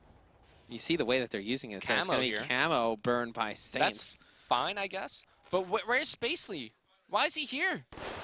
Oh, and he's got bomb as well. He's able to win one. Now he's just got to get out of there. He's pretty, I don't want to say lucky. He's very convenient that he's able to just challenge that one player and then get away. Saints now on the hunt inside A. Should be able to come right up behind Attach. Clay falls off the map. That was scary. Because if Spacely dies there, the bomb's now in an awkward position. I mean, you use Camo, you clear out glass. I think you just immediately go to B and plant for their side of the map. There's no reason for him to be over there. I completely agree with you. They're able to win that round. Spacely's able to win a big gunfight, but if FaZe challenged that with more than one player, he probably would have gotten traded pretty quickly. So Luminosity built themselves a lead of 2 rounds. It's going to be up to FaZe to make something happen here on offense. I think Attach, sticking with the sniper rifle, he's been able to make play after play happen for his team, but it's been responded every round from LG. Once again, of course, with jump snipe, and he gets shut down this time by John as Enable falls off the map and everything falling apart now for FaZe. It's going to be down to Clay in a 1v4. Yeah, this is just, FaZe is just, this is a team that all last year, they backs against the walls, they went up and they showed up big, and they were able to make big play after big play. This time, now you're seeing their backs against the walls. People are falling off maps. Like, it's just not sloppy. It's just not the same. I don't want to say like not the same magic they had last year, but it's definitely just not. It just doesn't feel the same. So now Luminosity in a great position to close this game out. They have a lot of rounds to play with, as now they're going to find themselves on offense. Maybe they do a quick hit. You have Spacely with Glitch. You have Overdrive as well as Psychosis. This is going to be a great round for Overdrive to be popped, and John's immediately going to go for it. It's going to be a quick A bomb site hit from Luminosity as they're trying to close out the series. Oh, and he's going to beat this player in a world of time. Oh, and Enable wins that gunfight, though. Huge. He's going to back out. Has to know that there's players pushing over towards the A bomb site. Zuma's going to win one in mid-map. Enable's going to win another gunfight. You see replays on your screen. Going to be able to take out Zuma. It's going to be a 1v2. I'll tell you what, man, if LG win their gunfights, there is a game over. And I believe, though, that LG burns a lot of abilities. They burn Psychosis as well as Overdrive. They burn Psychosis. They burn an Overdrive. He's going to come behind both of them. Fortunately, he's still alive, but he's going to get challenged here. One player, it's going to be Attached, cleans it up. So FaZe, hang on. They live to fight another round, but that round, man, it easily could have gone in Luminosity's way if they get that initial kill with Overdrive. It's not as bad as it seems, though, especially if Luminosity burned all of their abilities there. This so is have to definitely manageable. Have to see what FaZe has as well, you know, what they have to work with. But I tell you what, that's not for almost FaZe camo, almost Psychosis, Overdrive, and 3/4 of the way to Glitch. Yeah, the only thing that LG has is a glitch on they're doing a B Spacely. hit. I gotta watch replays here. He spots one. He does spot this player kind of trying to get the... Ooh. And he does get shut down, so this is huge from FaZe. This is the exact reason why I thought they weren't really going to commit to the B bomb sites, because replays has had such a presence over there. But now they have control of the site. They go for the bomb plan here. But John with the sniper rifle, he drops Zuma. Great response. Here comes Spacely around the back. He has Glitch here. Oh, and he glitches out, staying alive, knows there's a player inside cages. The bomb does get planted over near the B bomb site. Things starting to get crazy. Here comes John. He finds Enable. Attached falls as well. It is all down to Clayster. He's able to respond, arms himself, Psychosis, but Johnny's on the bomb. Johnny's going for the defuse. Is Clayster going to check this? Yes, he is, but does he get the kill? Oh, he does! Barely gets the kill. Woo! John going for the defuse. He had to be a second away from that. 3? That was a 1v3. Clayster wins to keep FaZe alive. Comes around. He wastes another second. That's a win for LG. Yeah. To win for LG. Can FaZe force a round 11? What else do they have? No camo, no Psychosis. They have Overdrive on Zuma and almost a glitch from Enable. Zuma's going to be using Overdrive here on defense. But they have nobody at B, and that's exactly where LG's going. And LG should be able to get the bomb down right away. They should be able to figure this out. Here, but oh no, Saints, he might find the kill actually. He's gonna go ahead and challenge, takes down Zuma. He's gonna get so much information. Oh, he's gonna go on the wall run. He does get cleaned up, but they get the bomb down. They know exactly You're willing where to make FaZe that trade though, and it's actually Attach able to take replays out though with the sniper. He played so passive, they had no idea he was there. Didn't come out and challenge until the bomb went down. Fantastic peek by Attach, and look at this, John. Somehow stays alive. Wow, and Enable gets cleaned up, but they know that nobody from LG is near the bomb. Clayster falls. It's time to Attach, and a one-on-one. Him versus Spacey as he outguns John right there, but time's starting to wind down. 20 seconds on the bomb, and Space is going for the long rotation, the perfect play to make Attach, not going for the fuse just yet. That might be it. He's running out of time. He spots him here, picks up the kill, turn up for the defuse. He gets it. No way. What? Why would you challenge that? Why, Spacely? Why? And Attach gets it in the final second, and it's going to be a round 11. FaZe versus Luminosity. Unreal. Attach going massive for his team. All around the flank. Spacely, if he would have waited one more second, it would have been Luminosity with the match win. If he would have just jumped straight up, not challenged, like just check the bomb, he would have been good, even if he falls off the map almost. What do they got? I think it's just a glitch. FaZe coming all the way back. This is crazy. And on the side of LG, you have nothing. You have no abilities whatsoever. You got a glitch on Enable, and Attach has an HC. That's all you have on the side of FaZe. Attach trying to get something out with the sniper. Zuma with first blood. He's immediately traded out. HC will be deployed here by Attach. Trying to trade the kill here over near Glass. Just trying to get any information he can. You got Luminosity set up over near middle map, and he does spot one. Oh, no. That's a little rough, but the bomb does get planted. things are looking good for FaZe here. Now, who's going to be the first player in from LG to really make a difference here? I believe it's going to be Replays and John. Oh, you didn't see him. What? He has glitch? Yep, okay. You're going to have Saints just jump out and challenge right away. Not going to work out. It's going to be John in a 1v2. He's going to lose. And Attach able to pick up 2. FaZe comes back from being down 5-2 to win game number 5. Luminosity gives that one away. Revin, wow. What a game 5. A 1v3 from Clayster. Attach goes big the following round with a 1v2. And then they just close it out there in round 11. Superb gameplay from FaZe. Definitely looking like one of the best series of the night. Oh, without a doubt. We're going to take a lot of looks at the highlights from this one. But Saints on LG goes 11-7. Yeah. John with 9 kills. Replays with 9 kills. Nobody really stands out on FaZe outside of Attach. I mean, yeah, you got to give up to Clayster. You know, Play in the he gets 1v3. 3 kills. That's an entire round win for FaZe. Just big play after big play coming from these players. I did not see that happening. When they were down 5-2, I thought it was over. I thought it was over. I was like, this is not kind of the same FaZe we saw last year that kind of had that like magic to make these comebacks time and time again, but they pull out. I mean, props to them. Take a look at the scoreboard real quick. Saw Clay 5-9, didn't have a great game, but came out big in that one round with 3 kills. Zuma 6-11. Zuma didn't really have you that look great at the scoreboard, game. you think this is a win for LG? You look at the scoreboard, you would think this is a trouncing that LG just kind of destroys FaZe. Let me just add these up. 14, 27 total kills for FaZe to 16, 25, 34 kills for Luminosity. Unreal. It's unreal. One of the odder S&D games we've seen, but some big plays. I mean, Enable in that 2v1 where both players don't see him. We saw some big sniper plays by Attach and John. Didn't see really Replays coming too big with the sniper. It was more John for Luminosity there. And then, you know, Attach, those last few rounds just really went huge for this team.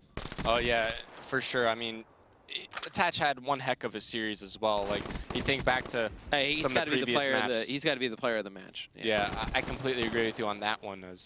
I mean, Enable also has a big round win. I mean, really, the majority of rounds that FaZe won were off the back of 1vx clutches. Oh, without a doubt.